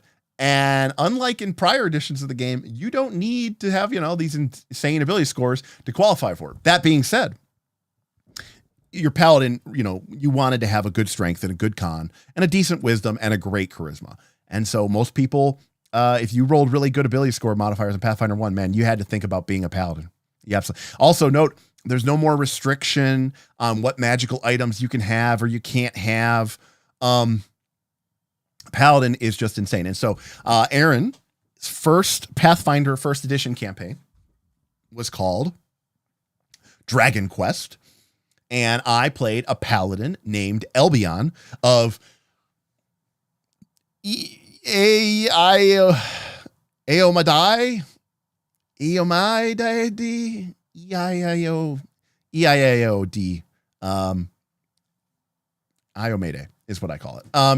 Elbion was a paladin of Iomade, Iomadai, and but Dragon Quest, being an Aaron campaign, had a lot of old school elements. There was a lot of wilderness, there was a lot of outdoors exploration and combat. We kind of had an old school hex crawl vibe to it. And my character, Elbion, ended up taking the Divine Ally horse. I actually did take the magical horse. And a big part of this, you thought smiting evil was powerful. Okay. Let me tell you about Spirited Charge. Okay. Let me tell you about Spirited Charge in 3rd edition / Pathfinder 1. Okay. If you had a lance and you were on a horse and you charged somebody, you did double damage. If you had Spirited Charge, you did triple damage. And if you had Ride by attack, okay, you could move, strike them for triple damage and keep moving, which usually puts you out of the reach of them even being able to reach you. Keep in mind that with Smite Evil, I'm adding my level to my damage. And if the creature was undead, a dragon, or an evil fiend, I got to do that double. So that means my level 10 paladin against, say, a dragon was adding 20 points of damage. And that was all getting tripled when I used Spirited Charge. It was glorious. In fact, I remember one of the final sessions, there was this fortress of giants. And so the dungeon was sort of oversized. But we were going to, alpha strike, and we were going to dimension door or teleport or something into the main hall of the giant king. And then I was like, oh, I'm bringing my horse. I'm like, it's the giant fortress. It's finally a dungeon where I can actually bring my horse. And sure enough, on the first round, the wizard teleported us all in. My character won initiative or did really well. And I charged across it's the class. It's one of those things where it's like, oh, of course they were evil giants. It was one of those things where it's like, this is a D&D moment. This is a D&D story. This isn't a Lord of the Rings story. This isn't a Harry Potter story. This isn't a Brandon Sanderson. This isn't a Wheel of Time story. This is a D&D story where the wizard teleports the paladin on a horse into the middle of the Hall of Giants, and then the paladin charges his horse down the big banquet table to the end of the banquet table, and Spirited Charge smites the giant king right in the chest. I think I might have gotten a critical hit too, and just kills him in one shot, like over 100 some damage. Maybe it was like 100. It was insane. It was truly one of the great moments in my gaming life. Just so much fun. And Henry had come in with a big super chat. Thank you, Henry, for that incredible support. So with all of these cool broken things that paladins can do, what behavior is the game trying to encourage? Well, Henry, the paladin, especially in Pathfinder 1, was trying to encourage one thing and one thing only: being a badass. Just feeling like a literal apex of destruction. And this is a good segue, Henry, because we're about to go to 4th edition. Okay. And all of this would change in 4th edition. And from 4th edition, the path forks again. We go to 5th edition, where we kind of are hearing that the paladin is broken.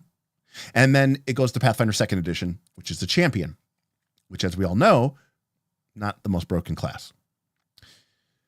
As we reach this point, now to be clear, the paladin was only insane if you had a relatively good set of ability scores. If you and I sat down to play some 3rd edition or some Pathfinder 1st edition AD&D, a lot of people, if you were using point buy, I don't even really think you could make a great paladin. You might make an okay one, but honestly, I never saw that many great.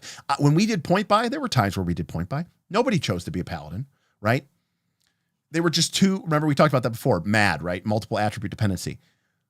But when someone rolled 46, drop low, and they ended up with a 16 and a 17 and a 15, you started looking at that character like, are you going to be a paladin? And I think this is an interesting conversation to have as we take a little bit of a break here, which is the game, and we all talk about balance, in the games. And there's sort of two balances in the game, right? One is balancing the players versus the world versus the challenges that you're going to fight in the game, right?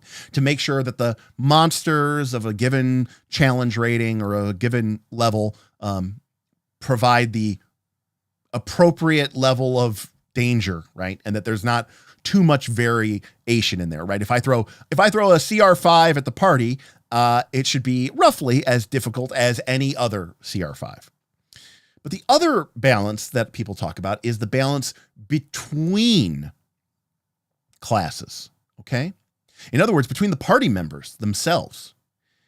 And there are games like 4th edition, which we're about to get to. In 4th edition, one of the common complaints about the edition is that a lot of the classes, quote, felt the same. Now, I think that's kind of bullshit, but I do get what they're saying in that the fighter had cool powers and abilities. They had at-wills and encounters and dailies, and they had some cool powers. So did the wizard, so did the paladin, so did the warlock, right? Every character had a bunch of cool stuff.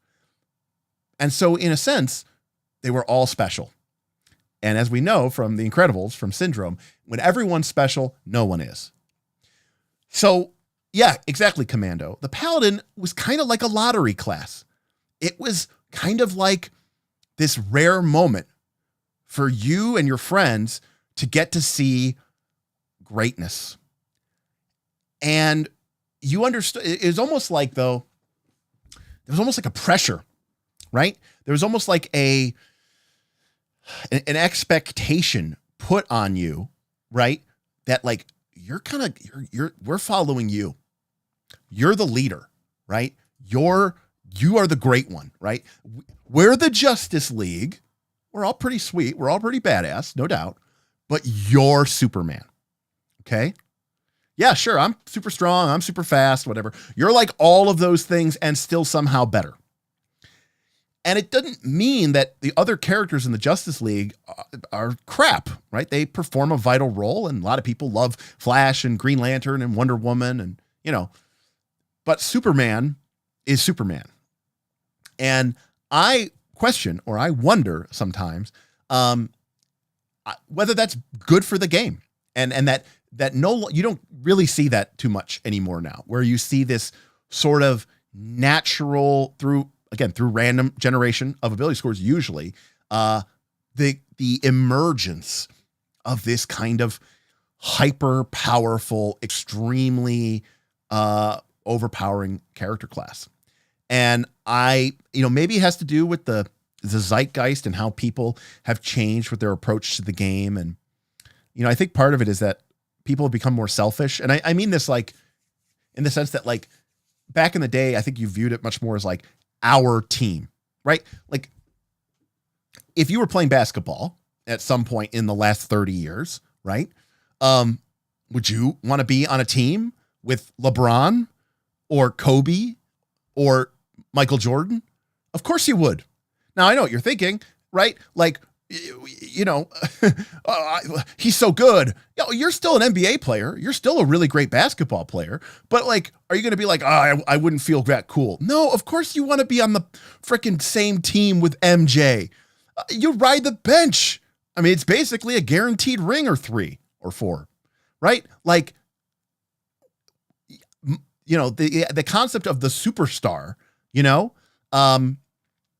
has a lot going for it. And I think that kind of used to be a part of Dungeons and Dragons, where you would have these kind of LeBron, Michael Jordan-esque type characters emerge, these sort of once in a campaign, once in every other campaign type character that in a sense kind of define the campaign. And I don't know. I don't personally think it's a bad thing, So I again, I don't know that there's not a right answer to this or a wrong answer to this, right? It's just something to be thought of, about like, would you? Yeah, Hoyrit, exactly. You wouldn't turn down the chance to play basketball on the Bulls with Michael Jordan, exactly. One of my friends is ride or die for Paladin Pathfinder 1st edition. Any plans on going into the abundance of archetypes for it, or at least a cursory glance? Carzoni, I despise archetypes from Pathfinder 1. And so I will not be allowing them any space on my channel in, in this. Archetypes for me ruined Pathfinder 1. It made the game that was already too complex, unbelievably too complex. It spiraled the game into splat levels that I didn't think were possible. So that's for Pathfinder 1 archetypes. Pathfinder 2 archetypes, great. Although, as we learned in all archetypes rank, there's a lot of garbage ones in there too. Classes being similar in 4E is one of the best parts about it, in my opinion. Yes, I agree with you. Especially in a game that is supposed to be about like teamwork and working together and everybody contributes the same. But I do understand a little bit of where people are coming from when they say that it can be a little boring because we're all the same. Imbalanced characters work well in narrative games, not so much in numbers-based games. You see, this is where I don't know that I agree with you. I think imbalanced in a numbers-based game is exactly when a character, because see, you even put in quotes there, imbalanced. It's in a numbers-based game that a character feels very powerful. By the way, I should point out that this paladin exists in a game where the wizard can cast save or die spells, right? So, you know, if the paladin isn't smiting evil in something into death, the wizard just hit it with a disintegrate and killed it. You know, everybody has their chance to shine. You know, Neutromancer makes a great point, right? Everybody brings their own unique skills to the situation. It's just saying that, like, you know, sometimes you've got the superstar on your team, you know? It does kind of suck to feel like you aren't doing as much as a superstar of the team. But that's the selfishness that I'm talking about. That's the kind of, you know, if I'm not first, I'm last. Is that kind of the mental, like, I guess it's just that obsession with making sure that every single person has exactly the same amount of Kool-Aid in their cup. You know, that could be a little bit off-putting to me at times. The paladin, the decision, I'm taking my talents to critical role. So Save Versus, welcome. The Pally from the D&D movie showcased the typical paladin. Comes off as OP, clearly the all-star of the party. Women want him, men want to be him. You know, it's interesting. I heard a rumor that the paladin was originally supposed to be Drit Stewart. I don't know if anybody else heard that, but that a lot of the things in that paladin that didn't necessarily make the most sense make a lot more sense if you assume that it was a drow ranger who is, you know, obviously very good and very powerful and very high level. But and that it kind of got rewritten because they just felt like it wouldn't work that well or something. But yeah, I mean, the paladin is also, you know, clearly a knock at the, you know, the GMPC who is just like so much cooler and better than everybody else. But yeah, exactly. Women want him, men want to be him. Let's see here. Let's see.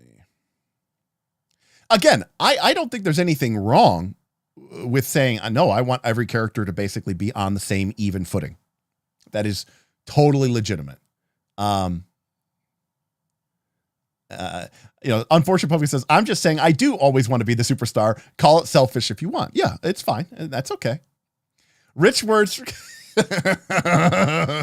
got that. Oh, that's great. That's great. Rich words coming from the guy who played all the paladins. No. That's, you know, call me on my shit. That's bad. Look, when I had the stats to do it, I was going to do it. Right? And I did. I had Albion, who was extremely powerful. Cybersmith coming in with 10 pounds. Well, let's give it up to the Great British Pound, which is now worth more than the United States dollar. It's funny. I have a very good sense of what the dollar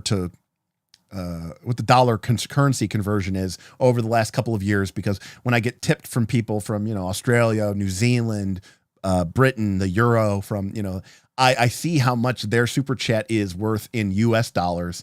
And it's always very interesting to me because, you know, like the conversion rate changes over time. Cybersys says, I'll catch the VOD. Time zones do not favor me watching this. I know, buddy. It's difficult. We need to get some more lunchtime streams for the folks over in Europe. I will note that one of the worst boring TTRPG experiences I ever had was a Pathfinder 1E Paladin with only neutral enemies for 4 sessions straight. Okay, that is truly horrifying. I mean, I will admit to that, right? I mean, there you go. Paladin. You fight a bunch of elementals, constructs, vermin, animals. Half their shit doesn't work. There you go. Boom. Balanced.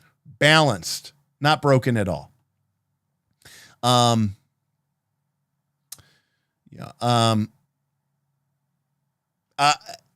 Again, Ford, I agree with you. I mean, Ford, this is the reason why I never minded when I had allies on my team who were dropping instant death spells, right? Like, what is my objective in this combat?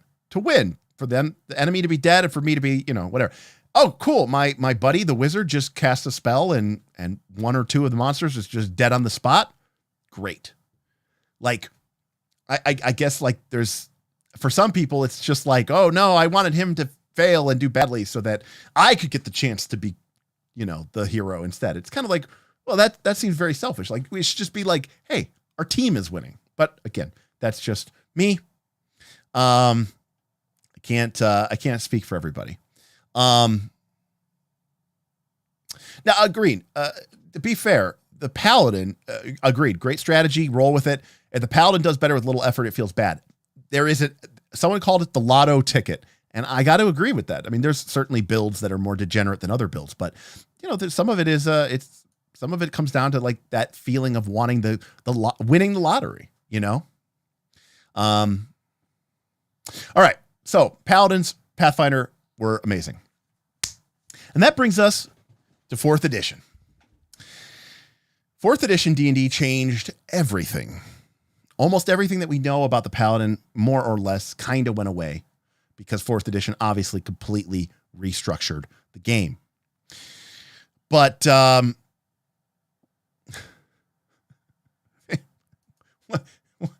50. What had it? Oh,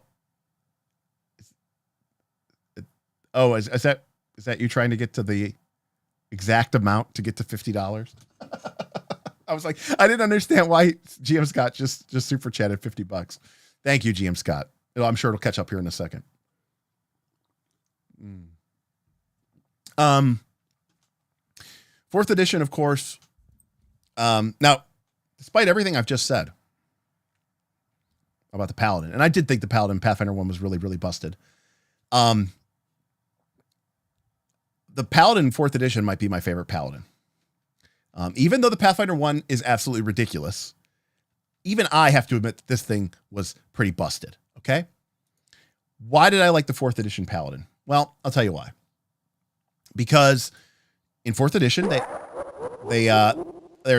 Kefka. Thank you for the 282. Thank you for the $50. Thank you, GM Scott. In 4th edition, obviously introduced the idea of roles, and you now had the defender role. Okay, you had the striker role, which did damage. You had the leader role, which did healing and support. You had the controller role, which did debuffs and AoEs. And then you had what essentially is the tank. And a lot of people, go, oh, they stole this from video games, from World of Warcraft. Sort of. Because people had always talked about the tank long before video games ever made the tank a real thing. But the fact is, the truth of the matter is, and this is true even to this day, being a tank in Dungeons & Dragons doesn't really work that well because your character has a lot of hit points. Your character has a really high armor class, but your character also, like if you're a fighter in Pathfinder 2, you also do a shitload of damage. So you're like really strong defensively and you're like, oh, you're a tank. You know what you actually are like? You're like a real tank, like a military tank. You're very, you do a lot of damage. You're very hard to hit. You're very hard to kill, but you don't do shit for the people around you. The only way that you save your allies is, I don't know, by killing them quicker. The tank isn't a defender. And so while a lot of these D20 games have tanks, they mean tank in the classic sense, not tank in a defender way. 4th edition changed all that. And it introduced mechanics which video games had previously used, because it's the only way they knew how to make something actually defensive, which are very much like game-based mechanical incentives to attack. Now, if you've played World of Warcraft or EverQuest, you're familiar with the taunt mechanic, where an NPC, which is just being controlled by the computer, is forced to attack a certain character, or where the NPC uses some sort of threat chart in order to know which monster or which PC to go attack. And fighters and warriors and stuff have a better ability to generate that threat. But 4th edition was still a tabletop role-playing game. So we didn't really, we didn't have automated AI scripts for our character classes. Instead, what we got with the Paladin in 4th edition was a really cool and awesome way to mark enemies. And if you're not familiar with 4th edition, marking is a condition that various classes can sometimes put on an enemy. And what a mark says is if a creature is marked by another creature, that creature gets a penalty to attack rolls if it doesn't attack the person that marked it. So in other words, if my fighter or my paladin marks a Knoll archer, that Knoll archer is going to get a -2 or a -3 penalty to attack unless it attacks me, in which case it could attack me for free. Not for free, but no penalty. So it creates a mechanical incentive for the creature to want to attack you. But the reason why I love the Paladin so much in 4th edition is because they took it one step further. And the Paladin went away from feeling like this invincible The Paladin had a weird way of feeling selfish, right? Because they did all the damage and they had all the really high saving throws and they had the really high armor class. The Paladin didn't really, to me, feel like very much of this sort of like group defender. And I think there was a part of me that felt like they should feel that way because they're good, and a good character should be sacrificing themselves for others. And so the Paladin in 4th edition delivers on this in spades. And they do this with one of their primary class features, which is called the Divine Challenge. And what a Divine Challenge is an ability, which you can use as a minor action, which in 4th edition terms would be like a bonus action in 5th edition, or swift action from 3rd edition, or one action, I guess, from Pathfinder 2. And it allows you to basically create a divine challenge on a foe that is within 5 squares of you. It marks the character, it marks the target. So now they get a penalty to attack anyone but you. But it doubles down on that. Not only do they take a penalty if they want to go attack your wizard friend or your rogue friend or your ranger friend, they also take automatic damage, no attack roll, no saving throw. They just take the damage. And so the Paladin has this ability to basically put this mark on a foe and basically say, if you don't attack me, you're going to take automatic damage and you're going to get a penalty to your attack roll. This is a strong mechanical incentive, and it, narratively makes sense as well, right? I mean, this is literally a radiant ability. It's literally a sort of a divine compulsion that you must attack me or suffer the consequences of ignoring this sort of divinely written mandated challenge. But it means that the Paladin feels like a selfless character because they are bringing all of this damage onto themselves. Additionally, most people are aware that 4th edition had healing surges. Now, healing surges were a resource which controlled how much healing you could receive during the day. If you were out of healing surges and someone cast a heal spell on you, you didn't get any hit points back, right? The healing spells didn't work the way that they work in 3rd edition or 5th edition or Pathfinder 2, where you roll a bunch of dice and you get bonus hit points. A healing surge represented about 25% of your character's max HP. So every healing surge you had was worth 25% of your character's hit points. In other words, if you spent 4 of them, it would take you from 0 or nearly 0 all the way to full. But it was hard to spend them. It was easy to spend them when you weren't in a fight, right? If you weren't in a fight, if you're just hanging around for 5 minutes, you could spend all your healing surges, as many as you wanted to get back your hit points. But in a combat, in a fight, they were hard to use. And the way that healing surges would get used was typically from the leader classes, the cleric, the warlord, right? The shaman, these healer classes. And what they would do is they would use a power on their turn that would allow some of their allies to spend healing surges even though they were in the middle of combat, sometimes with a little bit of a bonus too. So that meant that eliters were great to have in your party because they allowed you to heal in combat. But the paladin was a defender, just like the fighter, but they had this lay on hands feature. And what they could do with the lay on hands feature is they could use this a couple of times a day. They could use one of their healing surges, but they didn't recover any hit points. Instead, the target healed hit points. This meant that a paladin, even if somebody was out of healing surges, even a warlord or a cleric's healing word or a warlord's inspiring word would not allow them to regain hit points because they didn't have any healing surges to spend. But a paladin could still lay on hands on them. And the way that the paladin did it is by burning their own healing surges. This to me feels so sacrificial. It feels so selfless. And to me, the idea of a paladin, I mean, these two abilities right here. The first one says, this ability is going to make all the enemies attack me.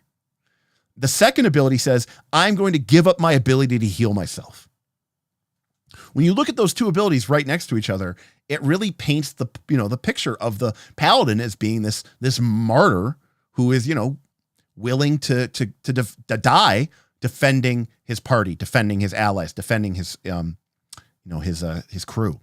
And so I really love the paladin in 4th edition. We're not going to get into every single thing that the paladin does here. But needless to say, the paladin gives up some of those. You can see here, we don't have, there's no detect evil at will. There's no broken saving throw bonuses. This is 4th edition, where the idea of the one singular super heroic character has been completely removed from the game. And while there are, stronger classes and weaker classes, by and large, everybody is on the same footing. That being said, this class is a lot of fun and really, really cool. All right. So the last thing we're going to cover before we get into Pathfinder 2nd edition is 5th edition. Now, I don't know 5th edition as well as some of you, but I am led to believe that paladins are pretty powerful in this game. The reason why is because you can see, again, remember, 5th edition is nothing more than Wizards of the Coast trying to apologize about 4th edition, but then trying to sneak in as many elements from 4th edition as they could into the game, because it turns out it usually made the game better. But the Paladin regains so many of these abilities that we've seen in prior versions of the game. They get the ability to detect evil, but they can't use it at will now. They can only use it a limited number of times per day, right? They still get lay on hands, and it's a pool of hit points as before. But where I understand that they become really, really strong is with this divine smite ability. So this, again, brings the paladin back into the forefront as being an offensive character. Because at 2nd level, whenever you hit a creature with an attack, you can expend a spell slot to do damage. Doesn't matter what the spell slot is, you can expend a spell slot to deal radiant damage. And it's 2d8 plus 3d8, 4d8, 5d8, all et cetera, et cetera, et cetera. But there are classes in the game, like the Warlock, or apparently like the Sorcerer, that basically get their spell slots back pretty much all the time, like on short rests and stuff. And this means that a Paladin in 5th edition, if they have Warlock slots, or if they have, or if they're a Warlock who only take a couple levels of Paladin to pick up Divine Smite, can just, chain those spell slots to do a bunch of damage. Because remember, in 5th edition, there's no multiple attack penalty. There's no base attack bonus decreasing. If your character has extra attacks, if you're making 2 attacks or something like that, or 3 attacks, they're at your full highest bonus that you can possibly get. So paladins can just stack up those smites and just drop them and drop them and drop them. And I think somebody else noted here as well. It's after you hit a creature. So this isn't a situation where you have to spend the spell before you make the attack roll and you're hoping you get lucky. No, you can wait. You can see. And in fact, if I'm understanding this correctly, Paladins also get spells, and some of their spells, which are castable as a bonus action, are a smite in and of themselves, which do bonus damage and do bonus effects. And you can still trigger the divine smite ability after you've hit with a smite spell. So, but again, we go back to it, we can see that they get the immunity to disease. They get the aura of protection that grants characters a saving throw bonus equal to your charisma modifier. So, they're getting back some of those really, really powerful things. Now, of course, in 5th edition, ability score modifiers are a little bit harder to get than they were in some of the earlier editions. It's harder to get above 20. But by and large, you still get a lot of these additional abilities. So, okay, I'm being corrected here. You don't smite on a hit. You smite when you crit. Yes, of course. And Vaden here has it correct, which is Paladins in 5e are the burst damage dealers. And I don't know about you, that just feels wrong to me. But I do want to talk about one thing about 5th edition. And again, I am not the 5th edition expert. Silver Wolf. Thanks. Thank you, friend. Cheers. Silver Wolf tipped $12.18. Enjoying the stream. Thank you. I'm enjoying you. I'm curious. I'm going to put a poll up.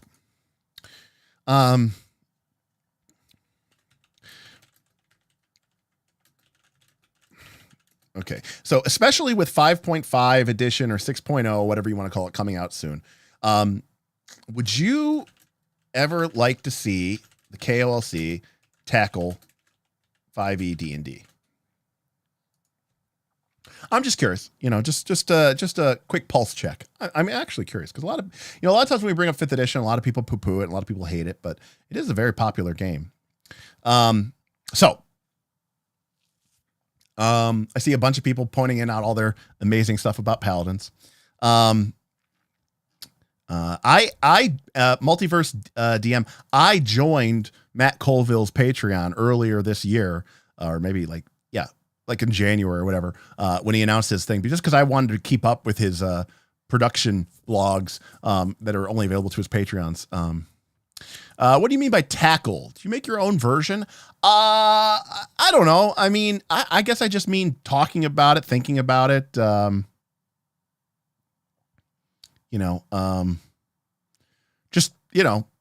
Especially when the new edition comes out. We're gonna have remaster here next month, but next year, 2024, is the 50th anniversary of Dungeons and Dragons, and they're gonna come out with a new edition. And I don't know. I'm just always kind of curious what people think.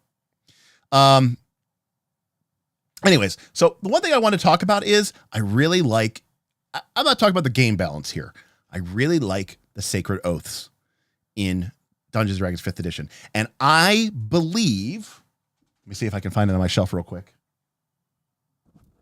I have so many books, sometimes it's hard to find things. Let's see if we can find it quickly. Yes, found it.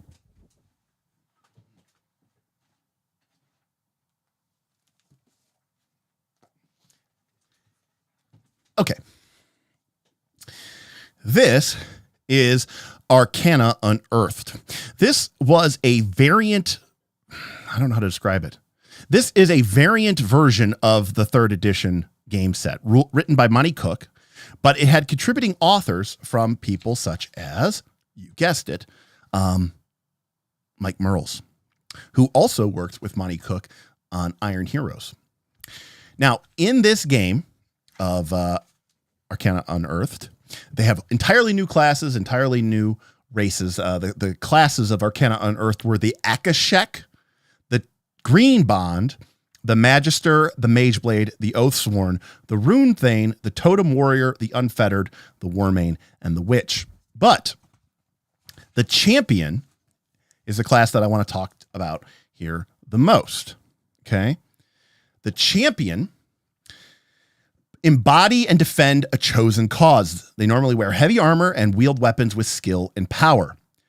The number of causes champions can choose from are infinite, but some of the most basic include a champion of light, a champion of darkness, a champion of life, a champion of magic, a champion of freedom, a champion of death.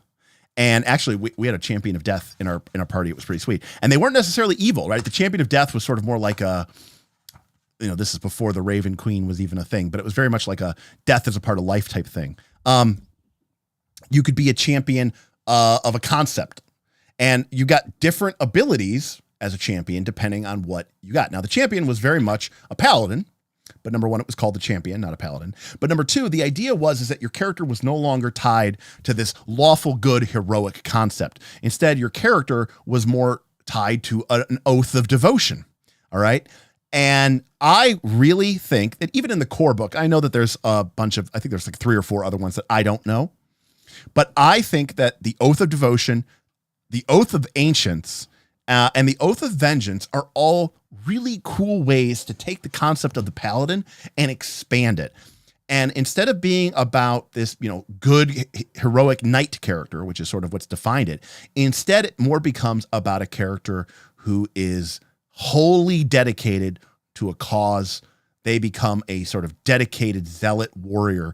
And I just think that the oaths are, not only are they way more flavorful, they're way more impactful. It opens up a lot more game design space. And so as much as I love the old versions of the Paladins, I have to say that I think the oath, I don't even know if it's powerful, but the Oath of Ancients, I just think is so cool of a concept as an idea. In fact, I believe they say that the Paladin from the movie, D&D movie, must have been an Oath of Ancients Paladin. All right. So 60% of you said yes, 40% of you no. Said no on the, would you like to see KOLC tackle 5e D&D, which is the kind of split that I think I expected to see. But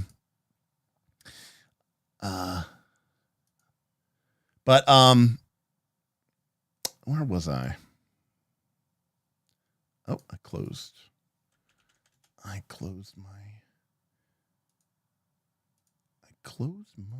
window. Okay. So again, I really like that. I thought that was really interesting, and it's something about the version of the game that I thought was pretty cool. And I liked seeing it. All right. So let us talk about the champion. That's right. The mighty champion. So we've talked about the history of where we were and where we've arrived to. So now it's the question of, so what now, right? What do we want to do with their character now? Well, Pathfinder 2nd Edition obviously took some inspiration from perhaps D&D, and they moved away from the idea of the Paladin being this sort of monolithic, lawful good champion of righteousness, and instead moved to a class that instead follows a variety of tenets and causes. And in this case, we end up with 3 subclasses to the champion: the Paladin, representing lawful good, the Redeemer, representing neutral good, and the Liberator, representing chaotic good. And in the APG, we get the Tyrant, the Desecrator, and the Anti-Paladin, which is the lamest name ever. And I'll be the first to admit, I don't like these as much as I like the Oaths. I thought those are still more flavorful. But at least here, the idea is you have a variety of options to sort of define your character. So, let's see here. GM Scott says, I wouldn't mind if you covered one D&D, but just don't ignore all the other systems. Right. And that's the problem with even me personally, GM Scott. There are so many other game systems out there that interest me. I barely have enough time to talk about all of them. It's sometimes even difficult for me to get enough Pathfinder 2 content out because I really like, so much of it. self-confessed cynics. Oh God, why are these so late at night? This is what time they always are, self-confessed cynic. By the way, Vin's going to be joining us Thursday. Vin, if you have an idea for what you want to talk about on Thursday, you shoot me a message, man. You let me know. We're queuing up to play Dread on Friday, Vin. So get your horror hat ready, I guess. $2 from Role Playing Giving. I want to see a system analysis of 5e versus your suffering. Yeah. Again, every time I've played 5e, either whether I was running it or playing in it, the game rules quickly became mostly made up and house ruled. So anyways, the champion. So what do we have with the champion? Well, for starters, you could be a strength or dex champion, strangely enough, similar to the fighter. I cannot imagine that there are that many dexterity-based champions out there. I'm sure this is where somebody in chat will be like, I'm a dexterity-based champion.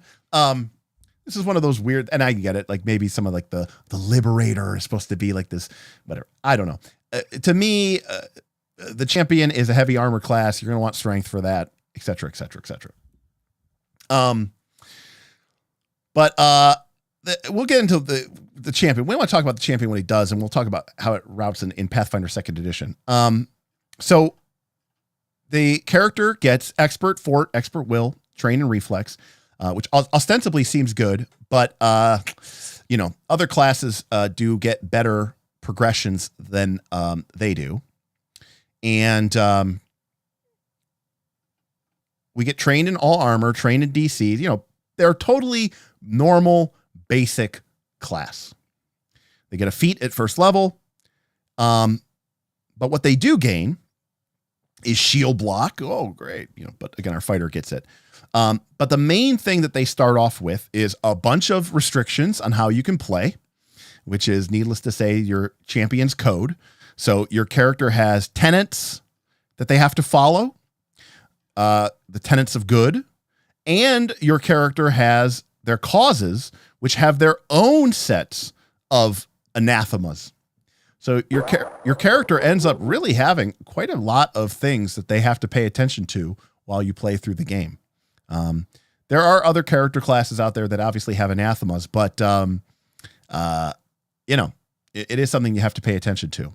You have deific weapon, which is just a way of math balancing the game so that if you're wielding a god's weapon that is weird and sucks, it tries to make it not suck as badly by turning it into something, a little bit better. Basically, if it's a simple weapon, it virtually turns it into a martial weapon. Again, I don't really view this as being interesting. I view this as being more of a math fix for a very tight game. Not that it matters that much, because in my personal opinion, one of the big problems that champions have in this game is doing damage. I don't think they're very particularly good at dealing damage, and that generates quite a few problems for them, especially in a game like Pathfinder 2nd edition, where you're, trying to kill things dead pretty quickly. Cybersmith, who said they were going to go to bed early, but still here. Before I sleep, Dex champion with Ranger dip for quick draw fixes biggest weakness. Low reflex and range reach. You lose damage and athletics to be fair. So, yeah, I mean, what Cybersmith is hinting at there is this idea, which is pretty common, that sometimes the paladin is, or the champion is better served as a being a quote unquote dip or an archetype rather than a particular other class on its own. Let's pull up our big spreadsheet here, and we can see that the champion. Here we go. We can see that the champion is trained at level 1, expert at level 5, master at level 13. So their weapon specialization, their weapon growth is nothing special. They're literally on the same progression as pretty much every other martial character class is. So absolutely, nothing out of the ordinary there. There's only one thing that stands out, which is they do get critical specialization early. Everybody else gets it 5. They get it at 3, but that's if you're wielding your god's preferred weapon, which sometimes you may not. But again, it's only if you get it. Now, I believe, I could be wrong about this, I think the champion does not get critical specialization in any weapon except for the one that their god has. Deific weapon. Jesus Christ. I think it's part of your cause. Blade Ally. That's the one. Okay, there we go. Blade Ally. I knew it was one of the things. Yeah, so you can get critical specialization at level 3 if you take Blade Ally. But again, it's only for one weapon. So, but you get to pick it when you make your daily preparations. So this actually is pretty reasonable. I forgot you can change it. So anyways, so that is something to be noted. They can get that a little bit early. Not that it matters that much. You don't really have the ability to crit that much, especially at low levels. So, all right. What about defenses? What about armor? Well, this is where the champion shines. The champion starts to train less like everybody else, which sucks. Well, the monk gets expert, but they get expert in heavy armor proficiency. By the way, there's only 2 classes in the game that get heavy armor proficiency by default: fighter and champion. Of course the fighter does, because why wouldn't they?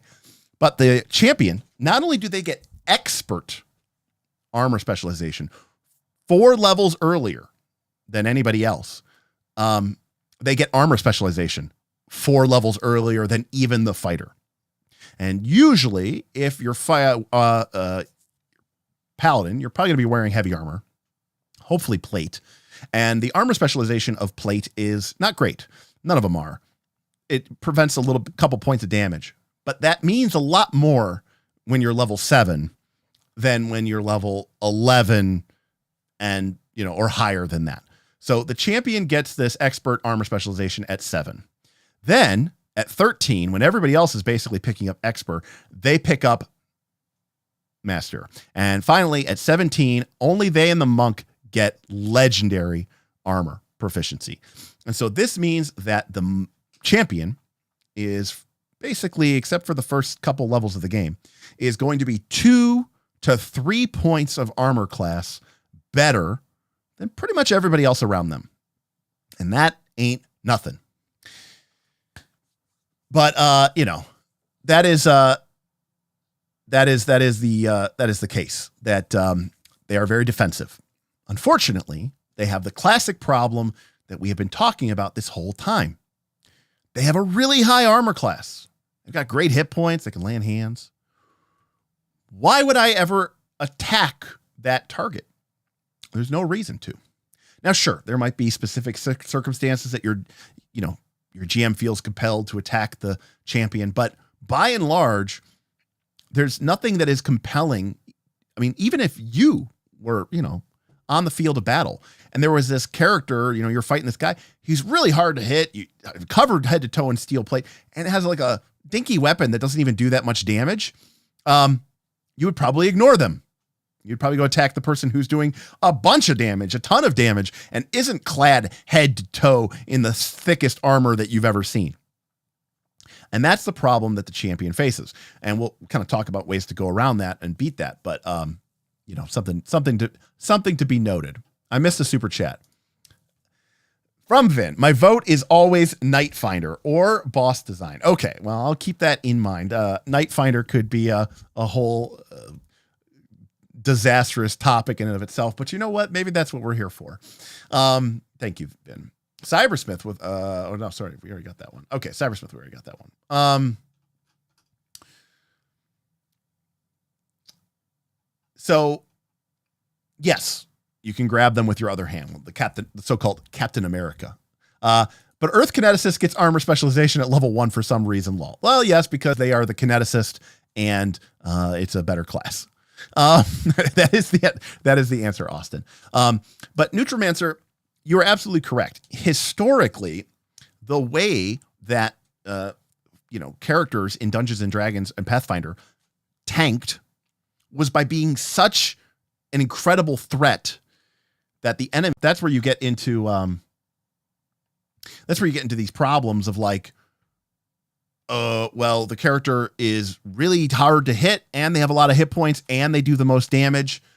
That just doesn't work. So they had to adjust that and take that back and say, okay, let's not do this. Now, it's not all hope is lost though, because we've kind of skipped this here. We kind of move ahead. The champion gets, from the very beginning of the game, their so-called champion's reaction. And the champion's reaction is actually pretty nice. The champion's reaction is, as it might sound to be, a reaction. And each of the different alignments has a different reaction that they can use. But they all more or less do one main thing, which is they give your ally resistance to all damage from the triggering effect equal to 2 plus your level. So 3 points of damage at level 1. 22 points of damage at level 2 or at level 20. Now, I don't think this scales aggressively enough, but it is a nice incentive to want to attack the champion instead of their allies. There's just a couple of problems with this. Number one, when you miss, you don't do any damage. So would I rather hit the high damage rogue and watch them take 3 less points of damage from the champion's reaction? Or, and I'm going to give the champion an additional benefit, like, being able to make an attack. Or I could attack the champion, and he might say, well, okay, but if you attack their ally, the champion's going to get to make a free attack. Yeah, and we've established the champion's not that great of an attacker. They don't do that much damage. I don't really fear the champion's attack of opportunity or their retributive strike in the case of the lawful good paladin. Or I could attack the champion, who isn't really a threat at all, and maybe miss a lot more often and do no damage. So it's kind of one of those situations where I'm like, yeah. Now, Rule of Cool says 22 to all often blocks all damage. There are a lot of soup damage dealers. In my experience, if you're level 20 and things are doing 22 damage to you, you probably don't need, you could probably fall asleep and win that fight. The concern that I have isn't, the 20 damage and 22 damage that I'm negating to 0. It's being crit for like 75 or 80. And yes, I'm not saying 22 is 25% of that. I'm not saying it's not nothing. It is definitely something. This, by the way, this is the best that they have, and it is good. It is absolutely good. But in my personal opinion, it suffers from one fatal flaw. And here's the issue. An enemy damages your ally, and both are within 15 feet of you. Damages your ally, and both are within 15 feet of you. Damages your ally, and they are within 15 feet of you. I know that Paizo APs tend to take place in 15 foot by 15 foot rooms, right? Literally 3 squares by 3 squares. There's a fight in Abomination Vaults where an entire party of PCs and their familiars and their Beastmaster companions or whatever are fighting 2 large creatures. That takes up, that's 8 squares just for the 2 large creatures. And the dimensions of the chamber are like 3 squares wide by like 7 or 6 squares long. It's absurd. So while I understand that Pathfinder is obsessed, especially these action adventure paths, with these very, very tiny rooms, the fact of the matter is, at higher level, if I am a champion and I am helping out my rogue friend by flanking this huge creature, right? I'm on this side, the rogue's on the other side. I'm providing a flank. My rogue's going to be able to sneak attack. The creature's armor class is down. Oh no, my rogue is being attacked by the enemy. Oh no, I can't. Just being on the other side of a huge creature is too far away. I'm out of the range of my ally. 15 feet is just way, way, way too little of a space. This should have I mean, it's Pathfinder 2, so they probably should have fucking made it a feat, because of course they would, but it should just automatically expand, right? At 10th level, or like a 7th level, it should become something. At some 13th level, it should become something. 17th level, it should become something else. It should just expand. Or if you want to Pathfinder 2 it the most, you should make it a feat, and there should just be something to expand it. But I love the champion's reaction. I do think it's very powerful. And by the way, while I don't think the Divine Smite is that great, because again, I don't think the Paladin does a lot of damage, so I'm not really too worried about it. Plus, for Retributive Strike to be useful, I have to make a melee strike, which means I have to be adjacent to the enemy, and the enemy has to have attacked an enemy or one of my allies, which is in 15 feet. It's a lot of, things to do. But even then, I'm not going to do that much damage. On the other hand, the Redeemer and the Liberator are actually quite good. In the case of the Glimpse of Redemption, not only does the ally get the damage reduction, but the enemy becomes enfeebled 2 until the end of its next turn. Enfeebled 2 is -2 to damage. We don't care about that. It's -2 status penalty to attack rolls. And it's going to last for its current turn in the middle of its attacking sequence, which is great. Penalties to any attack rolls it makes this turn, and its entire next turn. And there's no save. So that is very, very, very nice. Very, very, very nice. Liberator has a little bit of an extra bonus because it triggers not just on damaging, but on grabs and grapples. And grabs and grapples are very much kind of more in the monster's fortes. Now, granted, they're going to be getting rid of the auto grab, but in the current version of Pathfinder 2nd Edition, plus grab means that if an enemy with plus grab hits you with a strike, they can simply spend an action and grab you, and you have no recourse. There's no option. But if you have Liberating Step, not only do they take less damage, they can also attempt to break free of grabbing, restraining, immobilizing, paralyzing. So this is awesome, because you are literally granting your ally a free off-turn action to escape.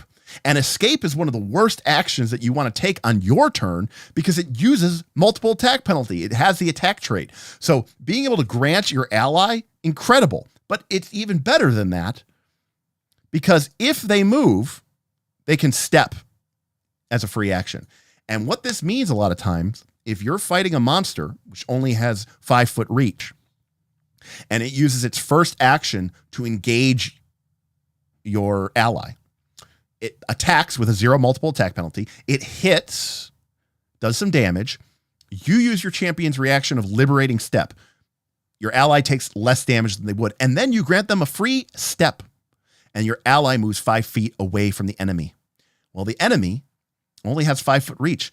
They used one action to stride. They used their first action to strike. They were going to strike again with their third action, but now your ally's not in reach of them.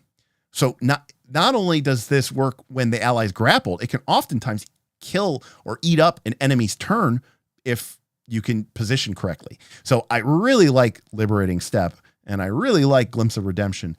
I kind of don't like Retributive Strike. Sorry, Retributive Strike.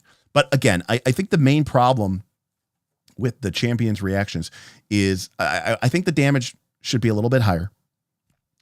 But I mostly think that the range is the biggest problem. Okay. Let me see here. We got some stuff coming in here. Henry says, this is why you always enlarge the champion. Yes, that is a good idea. But remember, you're only virtually giving your reach an extra 5 feet. I guess, because even if you're huge, I mean, I guess it's adding 10 feet then, but it's because it's still only adding 5 feet to each side. So it's not really that great. It's a lot of work. I mean, granted, enlarge is sweet anyways, and you should be doing that. But Austin says, I kind of think champions should get extra reactions per round and more unique reactions to deal with threats or punish enemies. Well, to be fair, champions don't have great feats. Everybody knows this. In fact, one of the advantages that people talk about with the champion is that their feet suck, and so you don't feel bad splashing into other archetypes, particularly if your GM and your campaign are not using free archetype. A lot of people want to take archetypes, but they feel bad because their classes are so good and they have so many cool feats. Well, the champion doesn't really have that many great feats. The champion, by the way, suffers from one of my biggest gripes about Pathfinder 2 or D20 design, which is you have all these feats. The cleric, by the way, is bad with this, is similar with this as well. You get these feats, but some of them, many of them, because of these, the attempt to try to like really be flavorful, are limited to certain causes. So, we've seen this in some classes, but it's particularly egregious in some where, this feat is only available to this subclass. This feat is only available to this subclass. This feat is only available to this subclass. So already the number of feats is greatly reduced because by definition, there are like 5 of these feats that I could never take because I can't have 2 causes. But the Paladin is worse because not only do you have causes, you also have restrictions on tenets, which means that there's some feats that you can't use if you're evil or some feats that you can't use if you're good. But wait, there's more. They also have restrictions based off of your divine spirit or whatever it's called, your ally, right? Your divine ally. You can't take corrupted shield unless you have divine ally shield and tenets of evil. You can't take loyal warhorse unless you have divine ally steed. You can't take smite evil unless you have blade and good. And so this long list of feats is basically one really, really, really short tree. And once you've picked your tenets, your cause, and your devotion, your ally, which you do by level 3, you're kind of locked out of a good number of feats as you go down through this list. I also have my single largest problem with the champion in the game. You don't have to take it, right? Skip it. Don't take the feat. Obviously not. But I do want to kind of highlight, to me, a fundamental lack of understanding of the game, in my personal opinion. And that is, I think it's Divine Grace. Now, Divine Grace is what the ability in Pathfinder 1 was called that gave you your charisma bonus to all of your saving throws. In Pathfinder 2nd edition, it is not your charisma bonus. It's only +2. And it is not to all saving throws all the time. It is a reaction. Okay. And you have to use it before you roll. And it only works against spells. So this would not work against, say, a dragon's breath weapon. Feels like something that maybe my God want to protect me from. But what the hell do I know? Right. But here's the biggest problem. It uses their reaction. That's like the thing that the champion is doing to protect their allies and be the champion and be the defender of the weak and the helpless. So now the paladin or the redeemer or the liberator or whatever has to make a decision when they get hit with a spell to either protect their ally with a reaction. Let's say a fireball goes off. Do I give my wizard buddy resistance to this damage or do I save myself?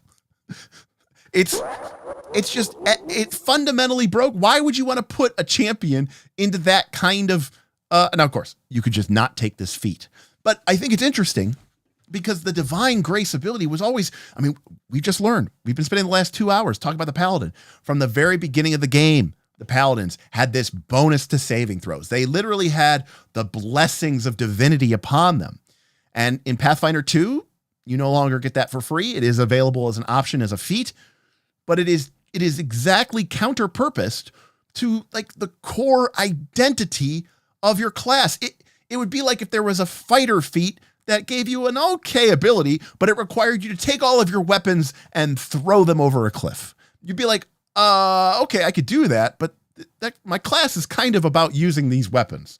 I'd rather just keep the weapons. It's just so bizarre to me that they would design a feat like that.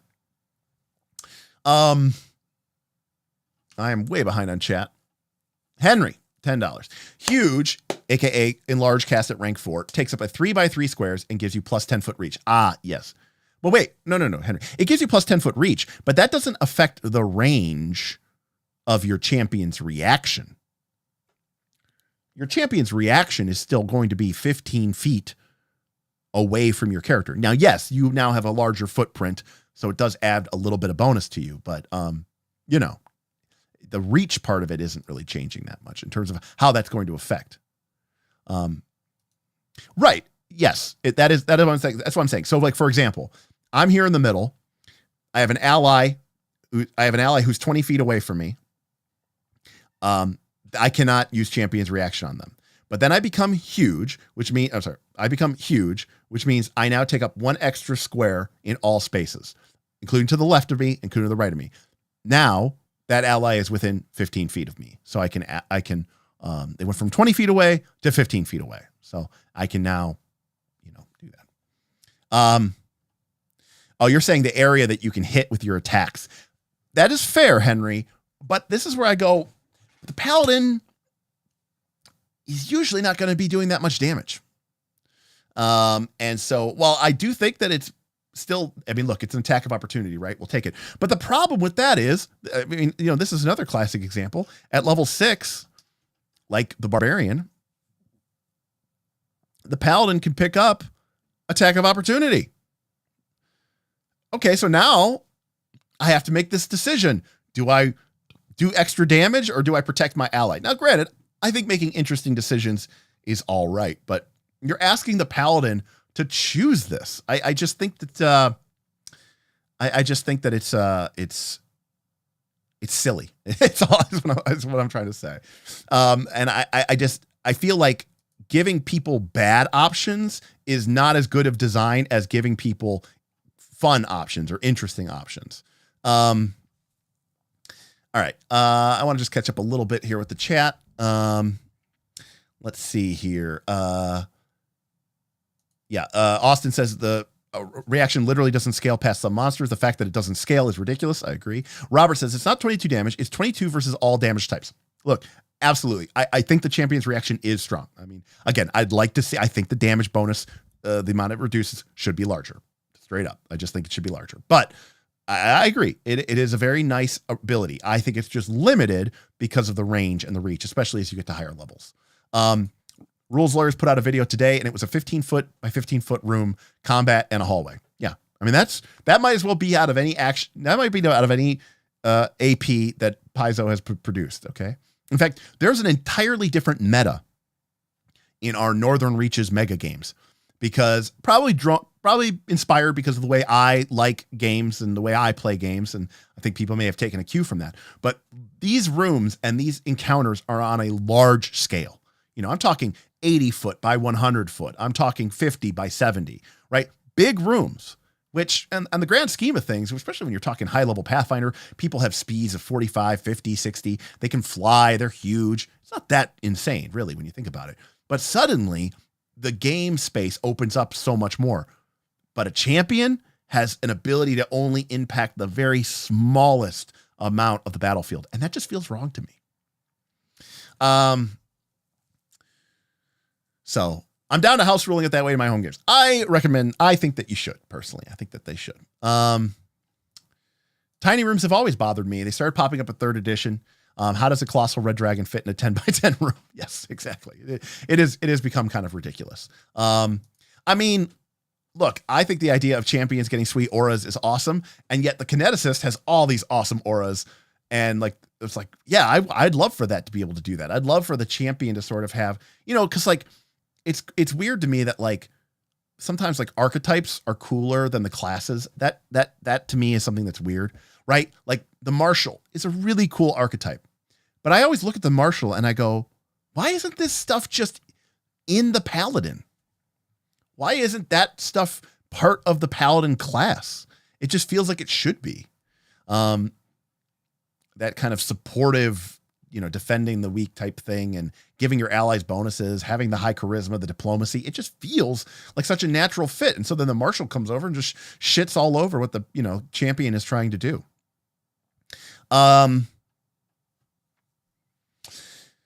Let's see. But the real sin with the champion is champion dedication. The fact of the matter is when you take the champion dedication for 1 feat, a couple of things happen. Number one, you become automatically trained in light, medium, and heavy armor. You could be a sorcerer who does not have any armor proficiency, and now you are trained in heavy armor, which is damn good. Big AC improvement for you for sure. 2 levels later, you can pick up the Paladin's infinite healing ability of Lay on Hands. Now, we haven't talked about Lay on Hands much here because it does have to be appropriate. You have to be a good aligned character. But Lay on Hands is a focus spell heal. It's ironic to me, by the way, that in Pathfinder 2nd Edition, unless you have certain domains, but the base cleric does not actually get access to a focus point heal spell. The druid does. The champion does. Even the monk does. But the cleric does not. That is always very strange to me. Anyways, the champion can restore 6 hit points per rank of the spell. So 6, 12, 18, right? It's not quite as much, obviously, as a heal spell, but it is a focus spell, and it is replenishable and repeatable. And then, in defiance of God and man, our champion, she picks up the main thing that the class does at level 6. You can get the reaction associated with your cause. No ifs, ands, buts about it. You just get the reaction. This means that the champion is almost always better off just being a different class and just taking champion dedication, healing touch, and champion's reaction. And, if you want to keep putting points into it later on, you can take the feat at 14 to increase your armor to expert. You can even get a divine ally if you really want to.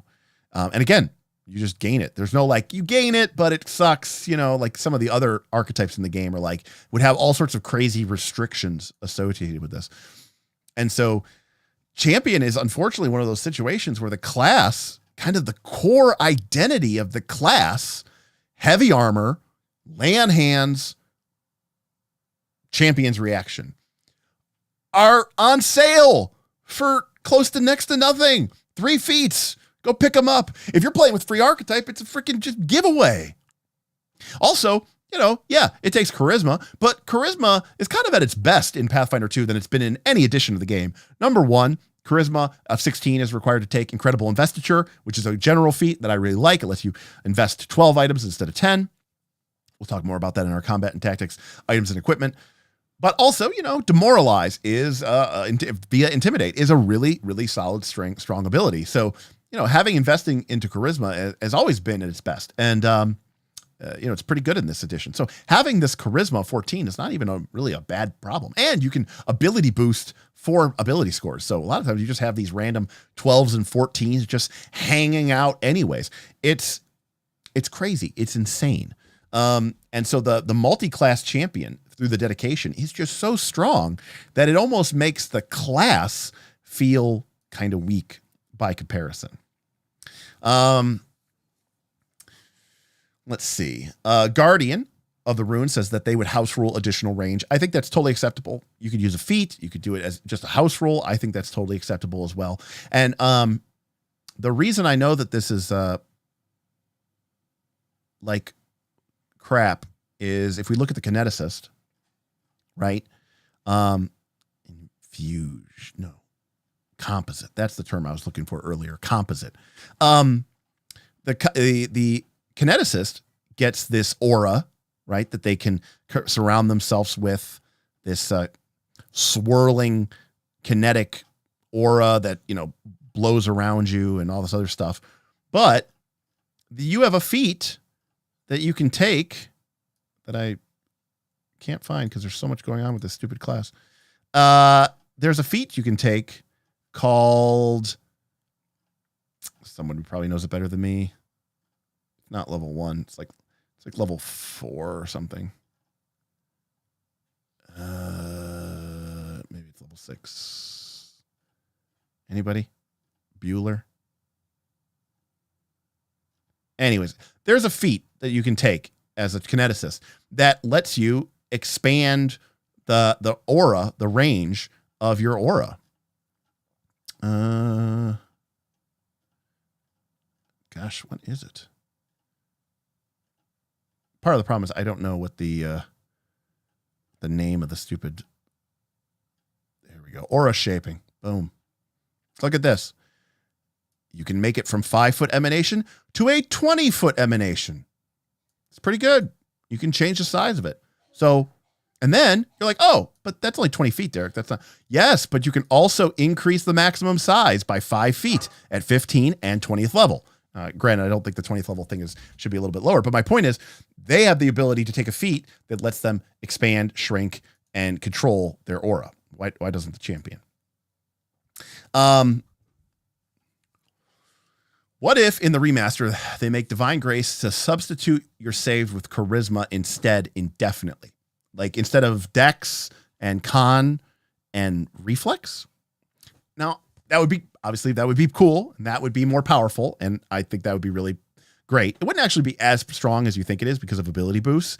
The most important thing about that, though, is while I like Divine Grace, and that was always a cool element of the Paladin in the older editions of the game, the fact of the matter is, for me, I really want the champion, I want the Paladin to be that really ultimate character that is defensive in nature and helping out their allies. And the only way that I know as a champion to really help out your allies is to focus on a character that can grapple. And we've talked about this before on the channel, but as much as we see this image of the Paladin with her sword and shield, the fact of the matter is, I think that a Paladin is kind of forced to take some pretty drastic actions. The champion is forced to take some drastic actions to get an enemy to attack them. And one of the surest ways that you can get an enemy to attack you is to immobilize it or trip it. And this means either way, the Paladin is going to want a free hand. So with a free hand, a Paladin can use their athletics, which have a good strength. They can get their athletics up really high.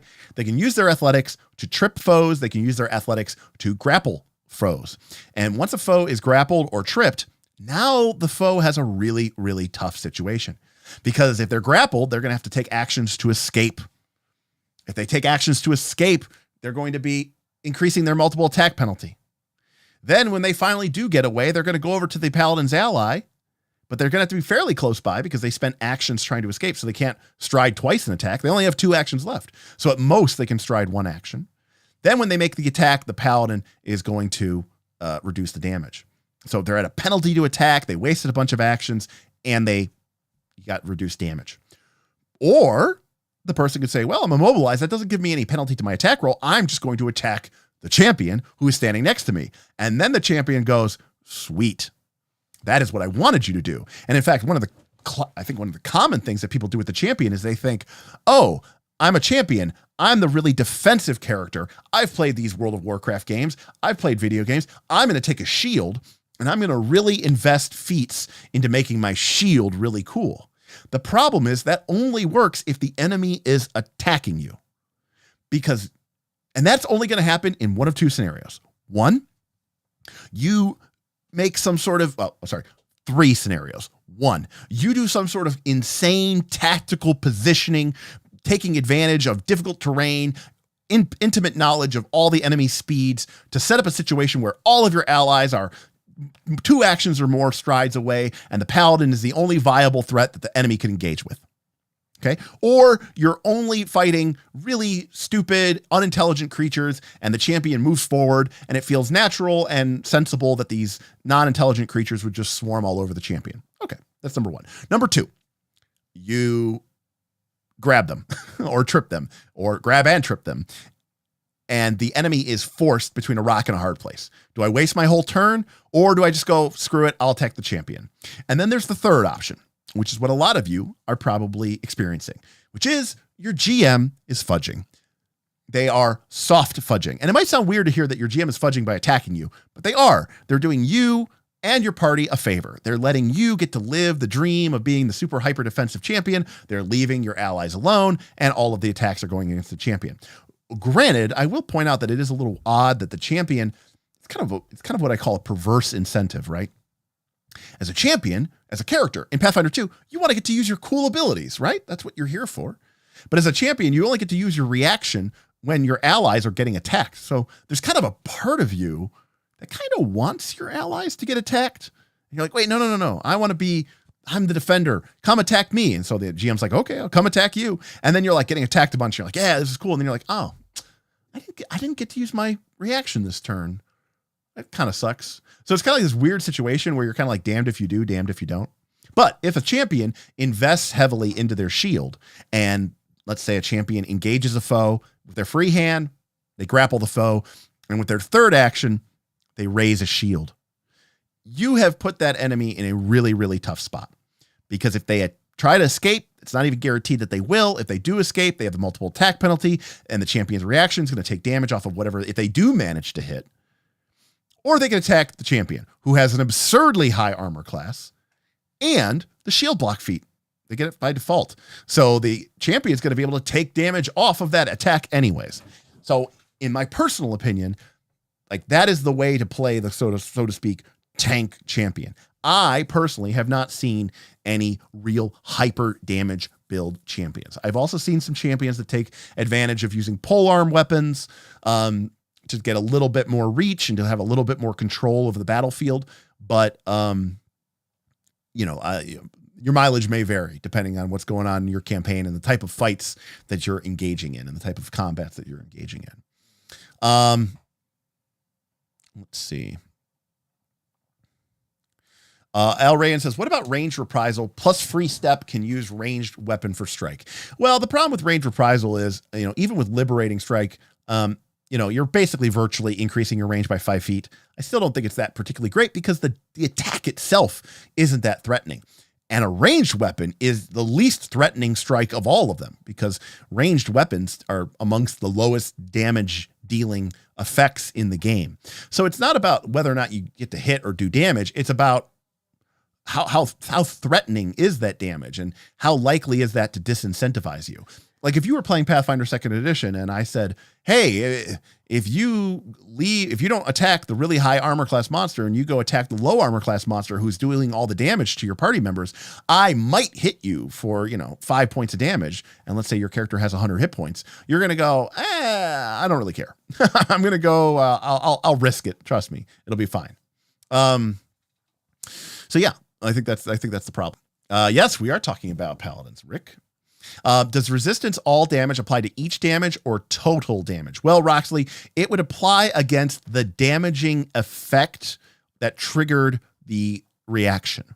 So, like for example, if you were hit by like a monk who had flurry of blows, who combines the damage into one damage total, then you would take the damage as both at once, and you would apply the resistance once to that damage total. But it's not like all the damage you take for a round or anything like that. It's just one instance of damage. Bruno says maybe they make it better with the remaster. I don't know how they feel about the champion and where the champ. My guess is they're not going to do that much to him. I could be wrong. With the alignment being removed, that potentially throws the champion into a very weird space. Gives them a lot of leeway to make some big changes. Maybe they will. Fingers crossed. Fingers crossed, Bruno. I think it'll be great. Again, I think the idea of the champion is really fun, especially in a tactical team-based play game like Pathfinder 2nd Edition. I just feel like it doesn't have the feats, and the reaction ability is just not there to deliver on that promise. Right, exactly. Classic Pathfinder strategy. Want to be a paladin, be a fighter, multi-class into champ. Yep. Right. They forgot to Paizo Razor as a champion, missing the line that says that you can only do it once every 10 minutes. That would totally be something I would normally expect to see Boothby, or even like once a day or something insane. Right. Well, Austin, I mean, that is true for a lot of instances in the game. And you're absolutely correct that it is very casually picked up. Oh, I wanted to get heavy armor, so I dedicated my life to a god and serving a tenets of law and order. Oh man, seems like there's easier ways. Seems like there'd be easier ways in life to try to pick up learning how to use heavy armor. Turns out there isn't, because like using other feats to do it would be a nightmare, right? You'd have to take light armor proficiency, medium armor proficiency, heavy armor proficiency. You'd have to invest a shitload of feats. Turns out the best way to get trained in armor is dedicate your life to a god. or goddess. All right. All right. Yes. And this is where you get into path builder, as George is saying. And when I say path builder, I mean playing the game of, building a character in Pathfinder to take advantage of certain traits or certain things. Bruno mentions that there's a couple weapons out there. One of them is the as a Katie fishing hook or something. It has grapple as a trait on the weapon. The Gnoll Paladin has a bite. The bite has grapple. So a Gnoll Paladin can have a weapon and a shield or a two-handed weapon and still grapple. So there's some ways that you can play with the system. I mean, I'm sure that's deliberate. KC says, is there a way that they could, hold on. We got a tip coming in from Jason. Jason B tipped $10. Well, Derek, we feel the champ is a great and strong class. Why fix what is broken? But if we happen to have an opportunity to go in there, we might change the profs, rewrite the feats, add interesting options, and rewrite the archetype. Just minor stuff. Right. Minor stuff. Absolutely minor stuff. Nothing wrong with it. Here's a complete rewrite of the class. The spin is unreal. Thank you, Jason B. KC was saying, is there a way that we could keep the sword and board meta, but still make them defensive in the remaster? Make having a shield give them access to feats that provoke enemies? That is the obvious answer to it. As some of you are aware, there is a champion feat that you get at level 6 that gives you access to a focus spell. It's called Litany Against Wrath. And it gives you access to, it increases your focus pool by 1. So your focus pool goes from 1 to 2, which is great for lay on hands. And you also pick up this Litany Against Wrath spell. And I've talked about this before on other streams, so I don't want to go too deep into this, but this is an example. I guess I am going to go too deep into this. This is an example to me of like where the meta incentives of the mechanics of the game do not align with the way that I want to play this out. So Litany Against Wrath is a 1 action, which is great. It uses a focus point, which is great. The range is 30 feet. That feels reasonable. It only lasts a round. Totally fine. But you punish a creature that attacks good creatures. The target has to make a will save, like anything else. If they're particularly wrathful, whatever that means, the outcome becomes 1 degree worse, all of this is good. And then the target is immune to litany. So you can't chain litanies against a foe. Fair enough. Here's the problem. If the creature critically succeeds, they're unaffected. If they succeed, or if they fail, the first time they use an action that deals damage to at least 1 good creature, the target takes 3d6 good damage. So what this means is that, number 1, if you have an ally in your party who isn't good, and the enemy attacks them, this does nothing.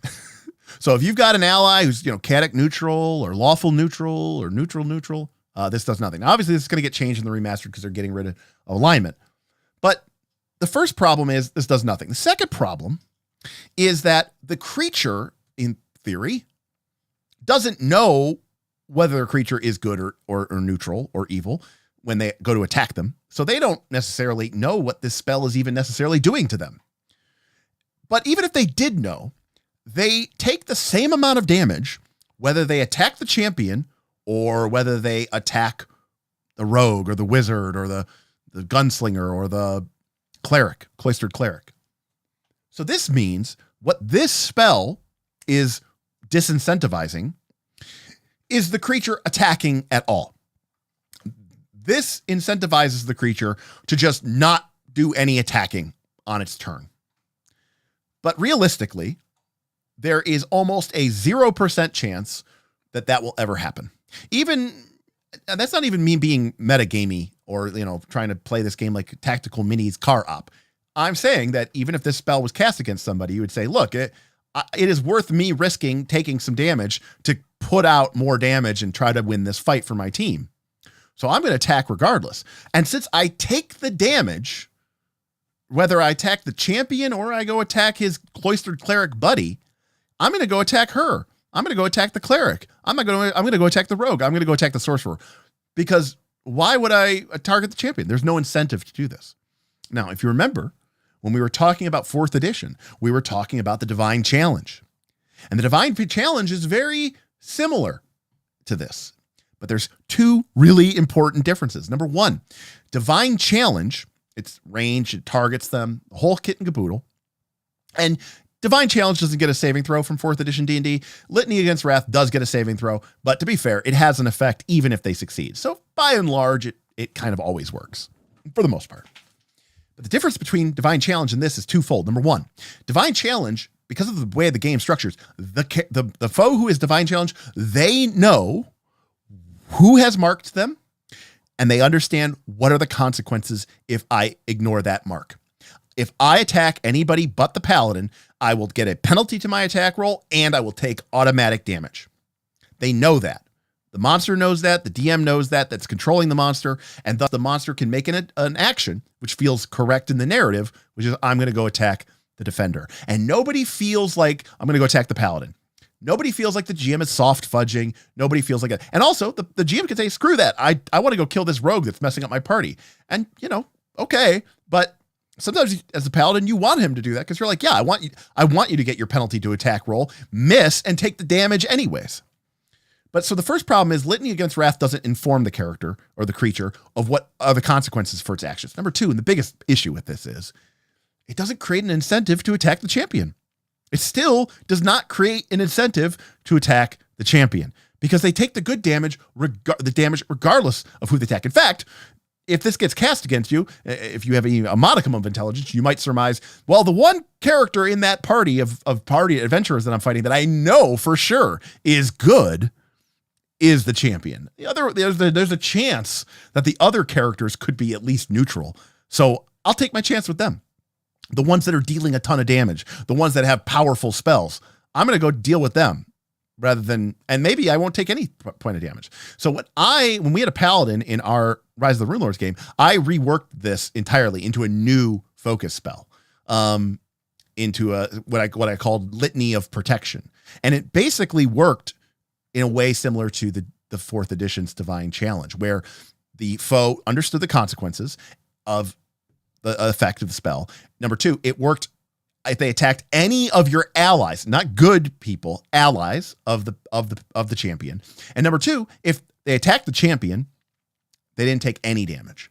So the monster had a choice: attack the champion's allies and take a bunch of automatic damage, or attack the champion. And at least that becomes a more compelling choice. So anyways, that was my rant against Litany Against Wrath.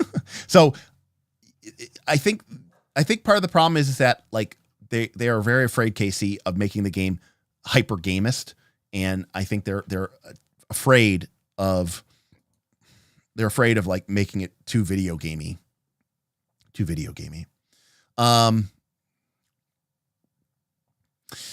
Yeah, I mean, the feat tree sucked, but sword and board is classic.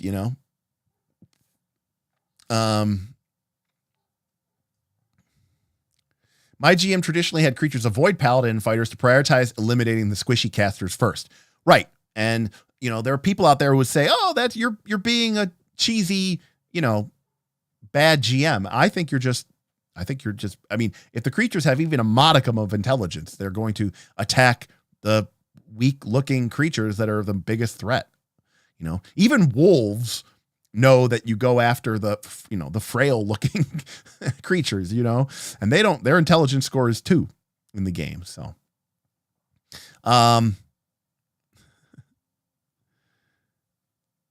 look at Commando says, looking at that focus spell, then looking at my party with all neutral characters hurts. Yep, exactly. It does nothing. It literally does nothing. Rant against the litany. Yes, that's very true. Now, while I think it might be mean, casters are supposed to try to defend themselves with magic or cover or whatever. Well, yes, so Neutromancer actually hits upon, in my opinion, another nail in the champion's coffin. Is that kind of, sort of, characters don't really need defending anymore. Maybe the barbarian needs help, But all the other character classes, the sorcerer, the cloistered cleric, I mean, everybody now has great constitutions. Everybody has 6 hit points a level or greater. A lot of people, everyone's picking toughness. Everyone is getting their maximum armor class. I mean, the armor class of a ranger and the armor class of a wizard, once you reach a certain point in the game, are identical. You know, there's only 2 ACs in the game. Heavy armor AC, which is 1 point higher, and everyone else, right? So wizards and sorcerers and rangers and gunslinger, I mean, you name it, they all have the same AC. And if you're in heavy armor because you are a champion or a fighter, you have 1 more point of AC. And yeah, I mean, Bruno, I mean, my kineticist with armor in earth and toughness. Oh yeah, you're a real weak. No, you're not. You're insane. Oh, also my key stat is Constitution. Right? You're one of the tankiest characters in the game, and you're arguably the blaster caster of PF2, right? And so, you know, again, I think part of the issue is that as much as the game says it's about to be PF2, or I'm sorry, as much as PF2 claims to be about having to work together and be a team, and that is true. I'm not trying to say like that's not true at all, but there's also a lot of self-reliance. They've made the characters really, really, really tough. Now, if you go to 4th edition, a lot of those characters, especially those strikers or controllers, were kind of glass cannons. They had low AC. They did not have a lot of hit points. They did not have a lot of healing surges. And so attacking them, they burned down real quick. And so you needed the defenders who had the ability to mark and control the battlefield. Otherwise, your weaker characters would get pretty much burned down to the ground. But, you know, so yeah, I do think that is the case. Now, GM Scott says, my 4E wizard is pretty good at defending himself. But before that happens, now it's funny that you say that because the joke in our 4E campaign, our first 4E campaign, was the wizard, our 4E wizard, who was a staff wizard, which is kind of a defensive wizard, would always go, he would say, but before you do that was what he would always say. But before you do that, I raise a shield. But before you do that, I raise a defensive abjuration. But before you do that, I teleport away. So yes, the 4E wizard staff build was pretty defensive, but not defensive in the sense of like, I could take 1,000,000 attacks. It's defensive in the sense that they had a bunch of tricks up their sleeve, which I think is okay.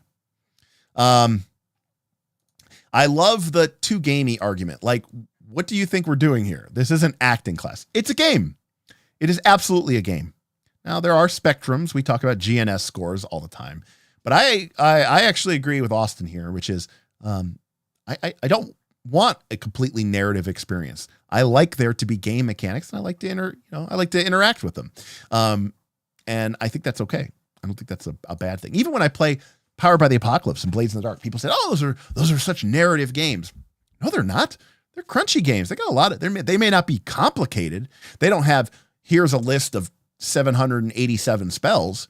Here's a list of 157 archetypes. Here's a list of God knows how many class feats. That's complicated.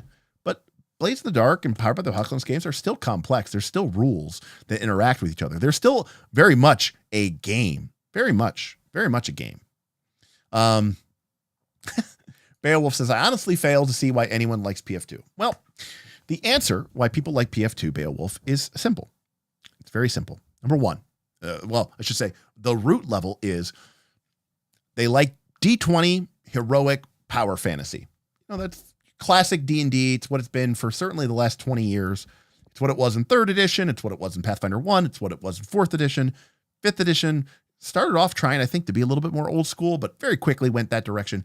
It's the sort of classic over-the-top D20 action that we, kind of all have grown up with. So that's the core concept. But then after that, you have 2 choices. One is you can play a game like 5th edition where there are limited options for your characters to advance and grow. So the character might function totally fine within the game, but your ability to customize every little widget of your character is somewhat limited. And 2, the game relies a lot on the GM's ability to sort of make stuff up. Some people really hate that. Some GMs hate that. Some players hate that.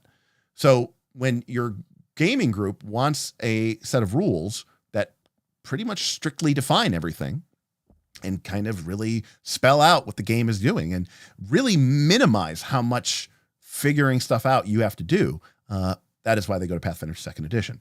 Alternatively, they go to Pathfinder 2nd Edition because they are the type of person, like there's people like me. I go to buy a car, I just buy the car. I get the base model, whatever's on it, I take. But there are people who sit there and they obsess and they get, I want this trim and I want to get this upgrade on the wheels. I want to get the chrome wheels with this and this. I want to get this light package. I want to get the winter package, but I don't want this, right? There are people who really like to customize their stuff. People are like that with dice. For the most part, I just kind of use the dice that I have. But there are some people who go over the top and they really, trick out every little aspect of what they're dealing with on a variety of hobbies. That's what Pathfinder 2. That's what I call the Path Builder game. And if you're playing the Path Builder game, no game does it better than Pathfinder 2nd Edition. If you talk about class feats, you get 11. If you talk about ancestry and general feats, you get another 10 or 11, depending on what you take. Skill feats, you get another 10. So you're looking at 30 feats. And if you take free archetype, which is fairly common, although I've kind of got cooled on it a bunch, that's 10 more feats. So you're talking about taking 40 feats in 20 levels of the game. So that means every time you level, and that's not including focus spells, cantrips, regular spells in your repertoire or prepared in your book or your Witch's Familiar. And it's not including your class features, which you get for free. And it's not including the 10 to 14 items that your character will have invested and or held and or your consumables. So you have somewhere in the neighborhood of 50 to 60 widgets that you can change on your character, in addition to there being like 22 classes. So there's it's really just there to give you a ton of choices. I could argue it's also there to be very complicated so that there's all of these various moving parts.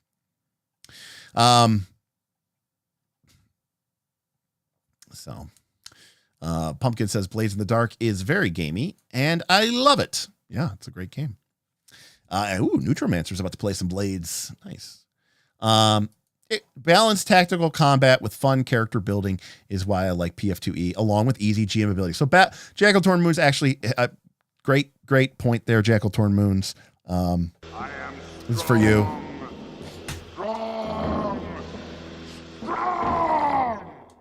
Absolutely balanced tactical combat. I forgot that. So easy GM ability, aka now it's Jackal-Torn Moons. Depends what easy GM ability means. For me, Derek, it's actually easier for me to just come up with a ruling that feels right because I'm very comfortable with that and I've been playing the game for a long time, than it is for me to remember every single rule. And I hate looking up rules. So there is something to be said about easy GM ability, but I get what you're saying. You don't have to figure it out or try to interpret what it's trying to say, although there are instances where sometimes the rules are a little unclear. But by and large, Pathfinder 2nd Edition is pretty clear cut. As a player, as a GM, you know what you can do, you know what you can't do. We mentioned the character building, but the balanced tactical combat is the other part of it. It's a game where you get a lot of options, a lot of things that you can do in combat. The balance system of level and combining levels to create moderate and severe and extreme encounters, by and large, works pretty well. Across the level. It works low level, it works middle level, it even kind of works high level. Yes, there are some broken monsters, go look up Lesser Death, that kind of break some of the synergy of the game. But by and large, if you throw a moderate fight at a party, you can be pretty sure that they are going to basically beat that fight 99 point something % of the time. You're not going to get a big surprise where, I threw a moderate encounter at my party and it wiped them, So, that for some GMs, that is a godsend, right? Because, right, wrong, or indifferent, some GMs have a different objective. They want to throw combats at their party, but they don't ever actually want to kill anybody. They want their party members to take, dramatic actions, but they don't really want to have these people fail or die. And moderate encounters let you do that. And if your players are somewhat paying attention, maybe they've watched some Knights of Last Call combat and tactics videos, I would say that extends for the most part to severe encounters as well. But if you're playing with people who are even remotely paying attention, they aren't literally on their phones or something like that, it's very, very unlikely that a moderate encounter will ever kill anybody. And that is a nice thing that you can rely on. Now, the problem is if your players are playing the game and they're really interested in the game, they might know that too. So when they go and they go, oh, this is a moderate encounter, and then they go, so there's no threat here, right? Like, yeah, it's a combat, but we basically know that we're not going to die, right? So that can be sort of it's kind of the Wizard of Oz, right? Pulling back the curtain. And like, unfortunately, the more you learn about Pathfinder 2nd Edition, sometimes you can be like, oh, all the tight math and the balance is kind of more fun when you don't know what's going on behind the curtain, but once you start to kind of figure things out, it can take some of the fun away. I'll admit that. Roll for Combat is here, who says lesser death is fantastic. I love the support for the lesser death. It's in the name. You will all die. Hey, you know what? I think we're still working out the exact details, but I'm going to have Roll for Combat on the channel this month. We're going to have Steven, maybe Mark. We're going to have some guests. I'm on their show all the time, so it only seems fair that I have them on to kind of hang out with us and take your questions and maybe, beat up on Steven and Mark a little bit, get their thoughts on what's going on and what's the haps in the gaming world. And I'm really looking forward to that later in the month. So trick or treat. The Goblin Warrior, ender of level 1 parties. Oh, don't I know, Austin? I have been TPK'd at least once, maybe twice, by the Goblin Warrior in Pathfinder 2nd Edition. Yes, severe encounters are pretty easy for any party that has some experience with the game. And that is about accurate to what I would say as well.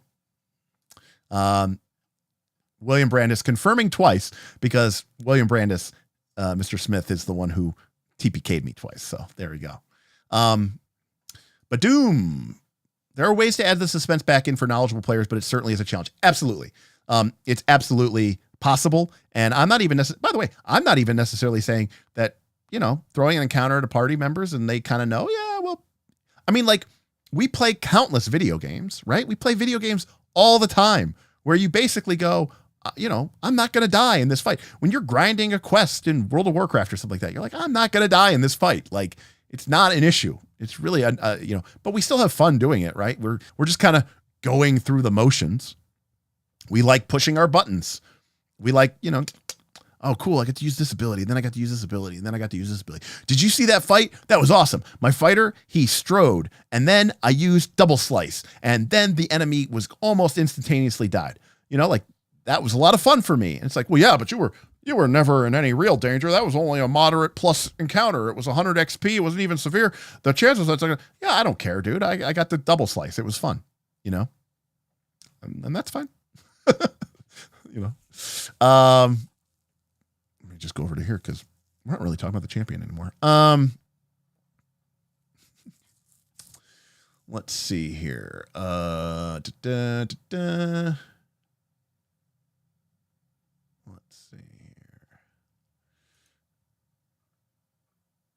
There you go. Okay, that's fine. Yes, there is something to be said about the balance making it pointless. I mean, there's two ways. We've talked about balance against the world, balance against the party. There's also two ways to think about balance in a game.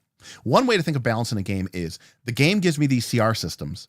Thus, it is telling me what encounters I am allowed to use against a given level of a party. Oh, my party's level 3? Okay, well, I can't throw this encounter at them because according to the math of the game, this would be an extreme plus. This would be a 350 XP encounter, which is double, triple overtime death.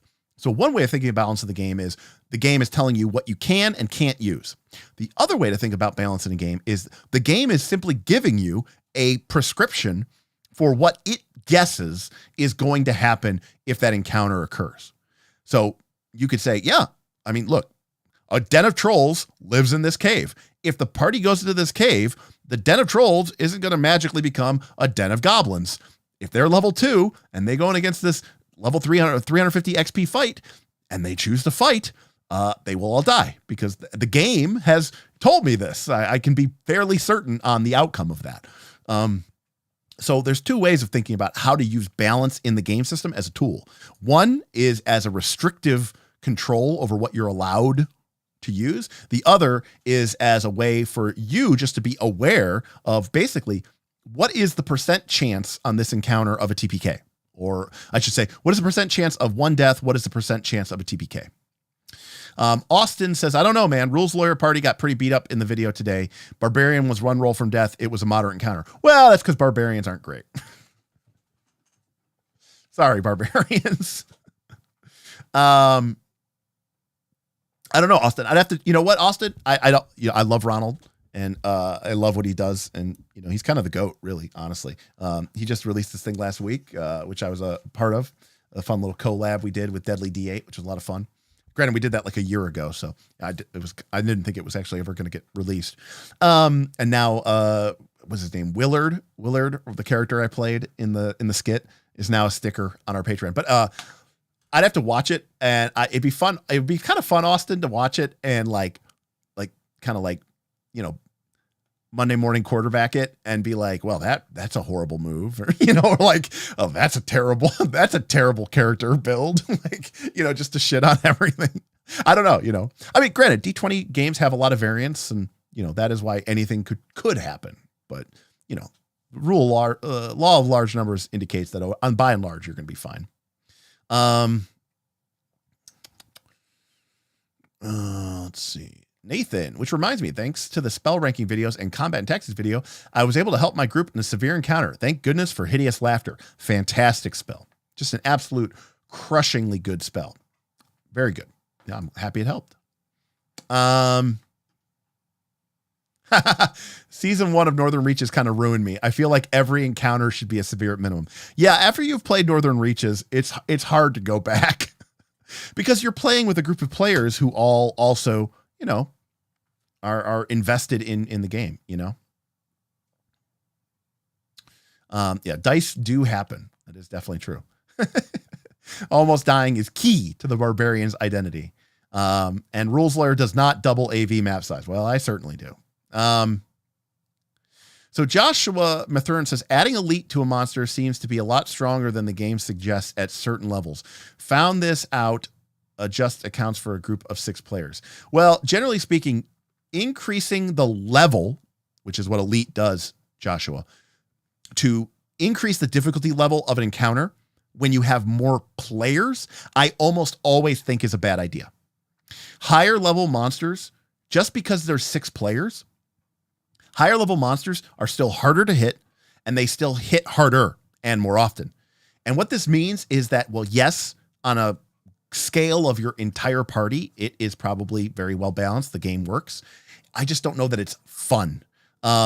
I think by and large, if you have a larger group of players, particularly if you have 6 players, I think you're always better served by adding more monsters, not by increasing the level of your monster. I mean, case in point, I don't know the exact math, but like a party level plus 4 monster. And anybody who's fought a party level plus 4 knows that is a bad, that monster, you need to roll like a 14 or a 15 or 16 to hit it.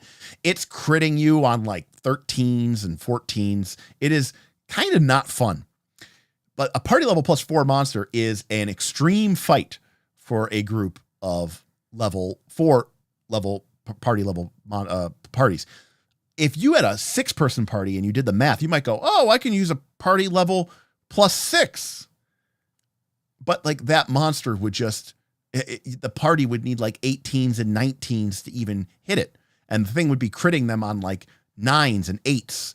So maybe even more. So like, it's just like one of those things where it's like, just because the math says it's that case, I don't necessarily think it works. And you know what? The party might win that fight by like zerging themselves against the monster, right? Just by like, we have 18 actions to the monster's 3, right? That even after player 1 goes down and player 2 goes down and player 3 goes down and player 4 goes down, finally, you know, we just spam enough attacks at the monster that it eventually dies. And you're like, okay, but was that really fun? Was that really satisfying? My supposition is that it is not.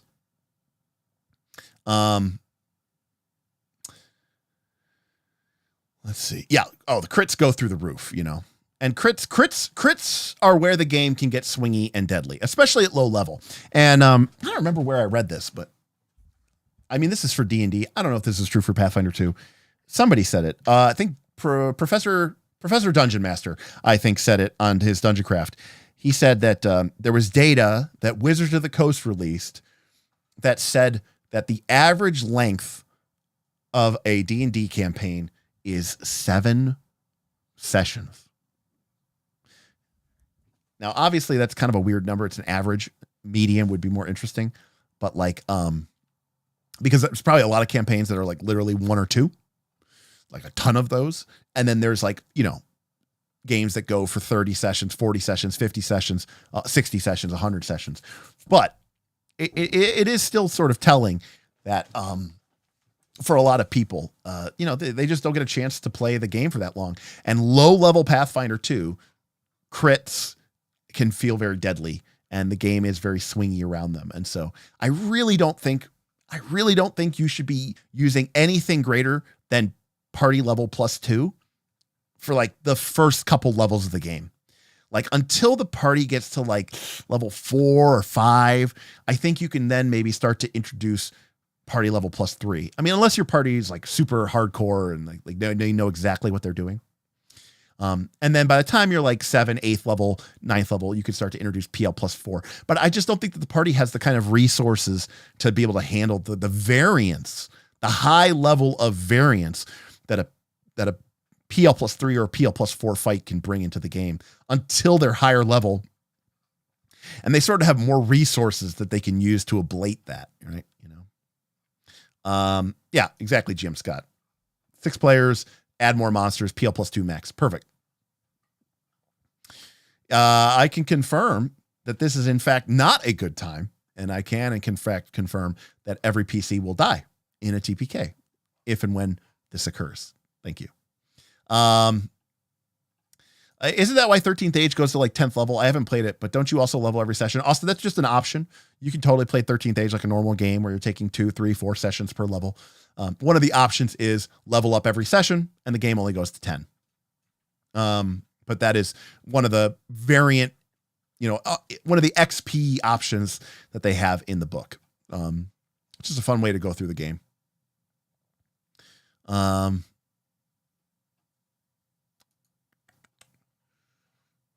I am finding weak monsters and more fun for the players. They feel more powerful. Joshua, I've discovered something very similar. We've been playing Abomination Bolts, and we've been playing with 3 party members instead of the 4 or 5 that we had the first time that we played through the adventure. We made it through like about half of the adventure. We stopped for a very long time, and now we're picking up again, but we only have 3 PCs. And as a way to keep the game balanced, the PCs are 1 level higher than they should be. But the math of the game works out. But it does feel very significantly different. The players are critting more. Their spells are landing more. The monsters are critically failing their saves against the PC's spells and abilities more. The PCs really just feel like they are shining. And it is a lot of fun to see, honestly.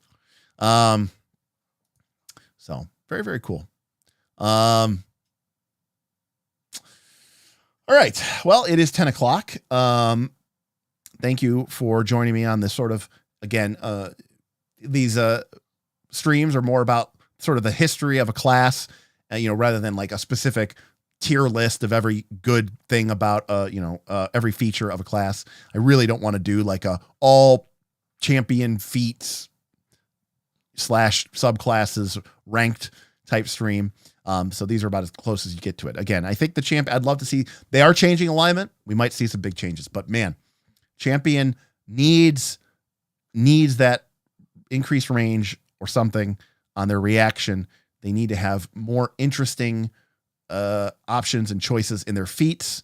They can't be pigeonholed by their tenet and their cause and their divine ally into what feats they can and can't take.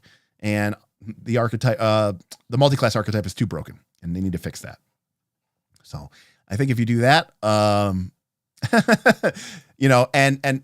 William Brandis says here, again, I love the Paladin. It is, historically over the course of the game, it has been one of my favorite classes to play.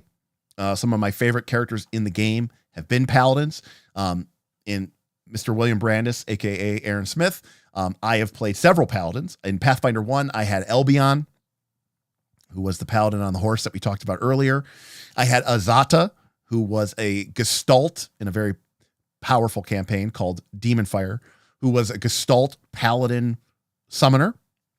And then even in Aaron's 4th edition campaign, Ancient Kingdoms, I played, it was kind of loosey-goosey because it was kind of classless, but I basically took all Paladin powers. I played a half-elf Paladin named Zeph, who was really great at buffing the party and defending the party and supporting the party. So I just absolutely love the class. In fact, Aaron, as a player in my campaigns, has had some of my favorite characters who have been Paladins.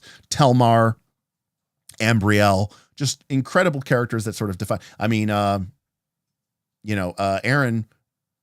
his awesome cat that he had for many, many years, one of my favorite animals ever, of anybody's that I've ever known, was named Telmar after Aaron's awesome Paladin. So, just like it was really, really cool to see how these characters and these people have really shaped some of the very fabric of our lives. I've just always loved the idea of this really cool, heroic character in a game, and so it was always a favorite of mine. I love the Supernatural Warrior. I love their spell casting capability.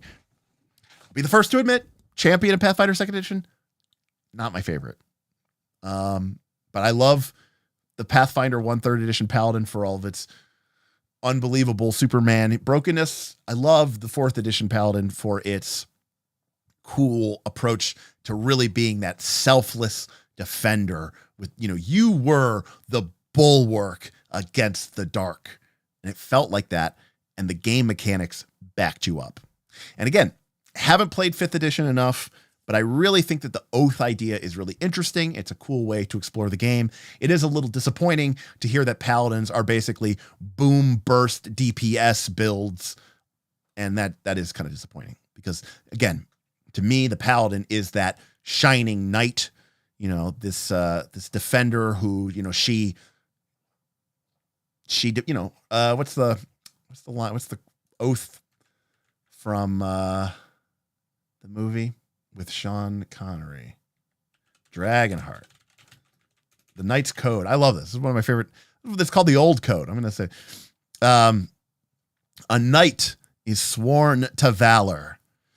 His heart knows only virtue. His blade defends the helpless. His might upholds the weak. His word speaks only truth. His wrath undoes the wicked. That is the essence of Paladinhood to me. And I love it. And I think that's awesome. And I just really hope to see that the class leans into that idea and gives us mechanics that really support it, going forward. So, that'll be, I think, really, really, really cool. Beowulf, thank you so much for hanging out. Nathan, thank you. And, that'd be very cool. We'd love to see you in the Patreon. It'd be awesome. We got a bunch of different tier options from the cheap to the expensive. But, just any of them will get you into the Discord and get you part of our conversations and maybe even get you gaming. So I think that'd be really cool. Athura, my first Paladin, reached godhood. We were like 12 or 13. But my favorite Paladin was Sir Vala, who forever stalks the swamps of Mordavia, hunting demons in eternal quest for redemption. Pour one out. I love it. Well, thank you to everybody for hanging out tonight. Real quick, I want to give an extra special shout out to Jason B for the tips, Henry, Cybersmith, Self-Confessed Cynic, Role-Playing Debbie, Silverwolf, GM Scott, Save Versus, Nathan, and Ben, and Dr. Metropolis, all who came out tonight to support the stream. We love to see you here. Before we go, we are going to do a quick poll.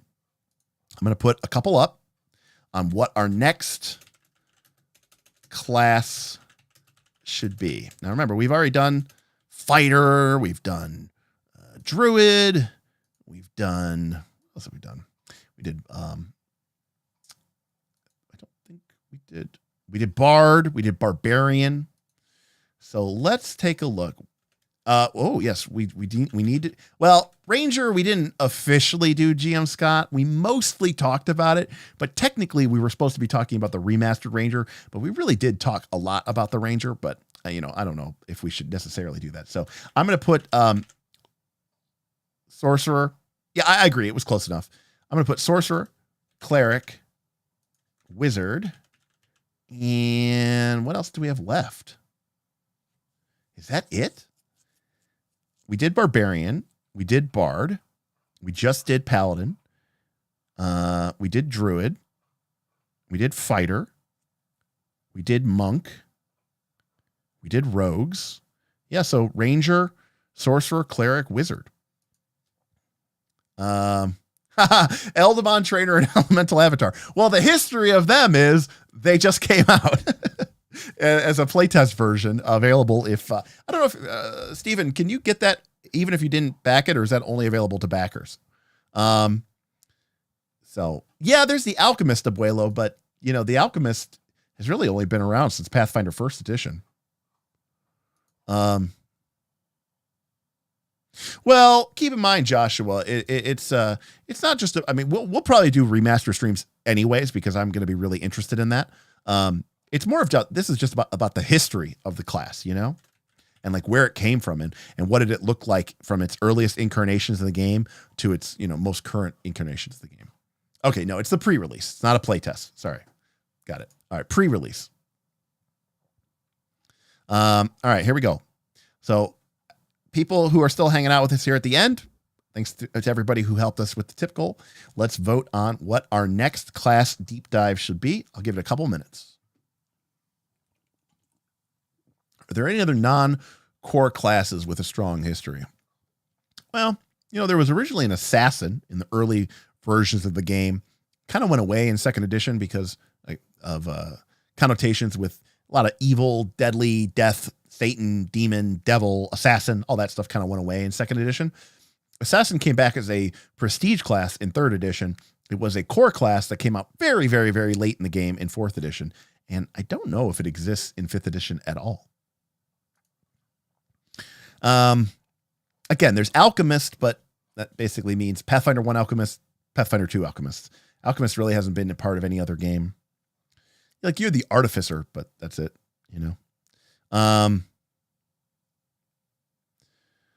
Vaden, rogues technically have not been around. Rogues Vaden, if we want to be really pedantic, rogues have only been around since third edition.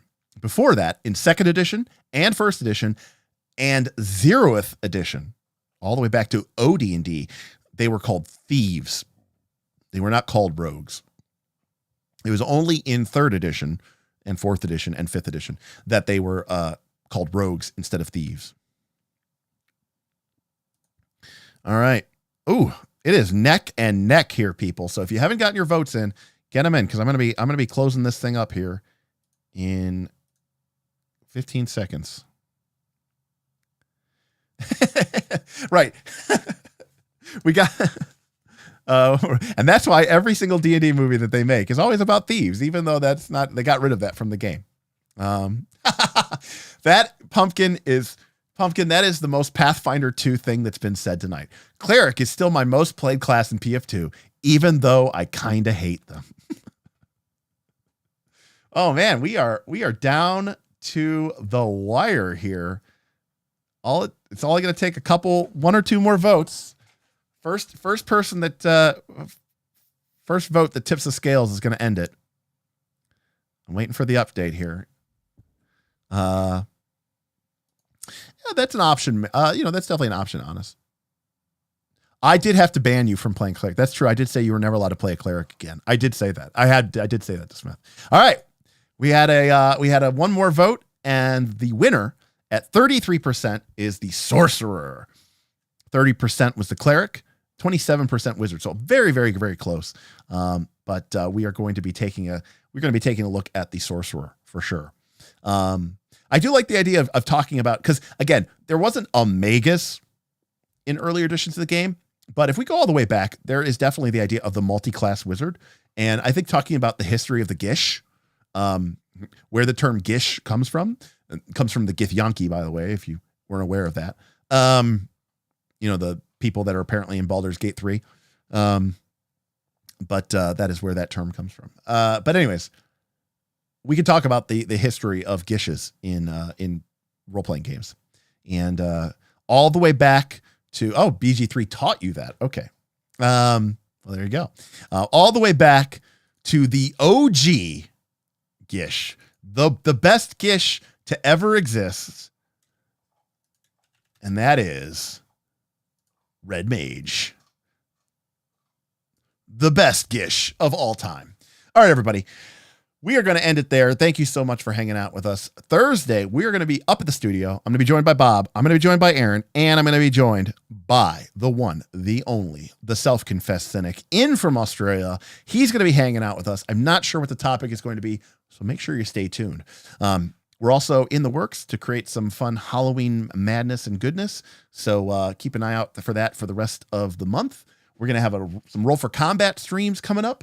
And lots more from us here at Knights of Last Call. So thank you so much, everybody who supported us. Thank you again to our incredible and amazing patrons. They are the real MVPs. Each and every single one of you make this possible. And we have our truest thanks to each and every single one of you. All right, everybody, that's going to do it from me. So thanks, and we'll see you next time on Knights of Last Call. Bye, everybody.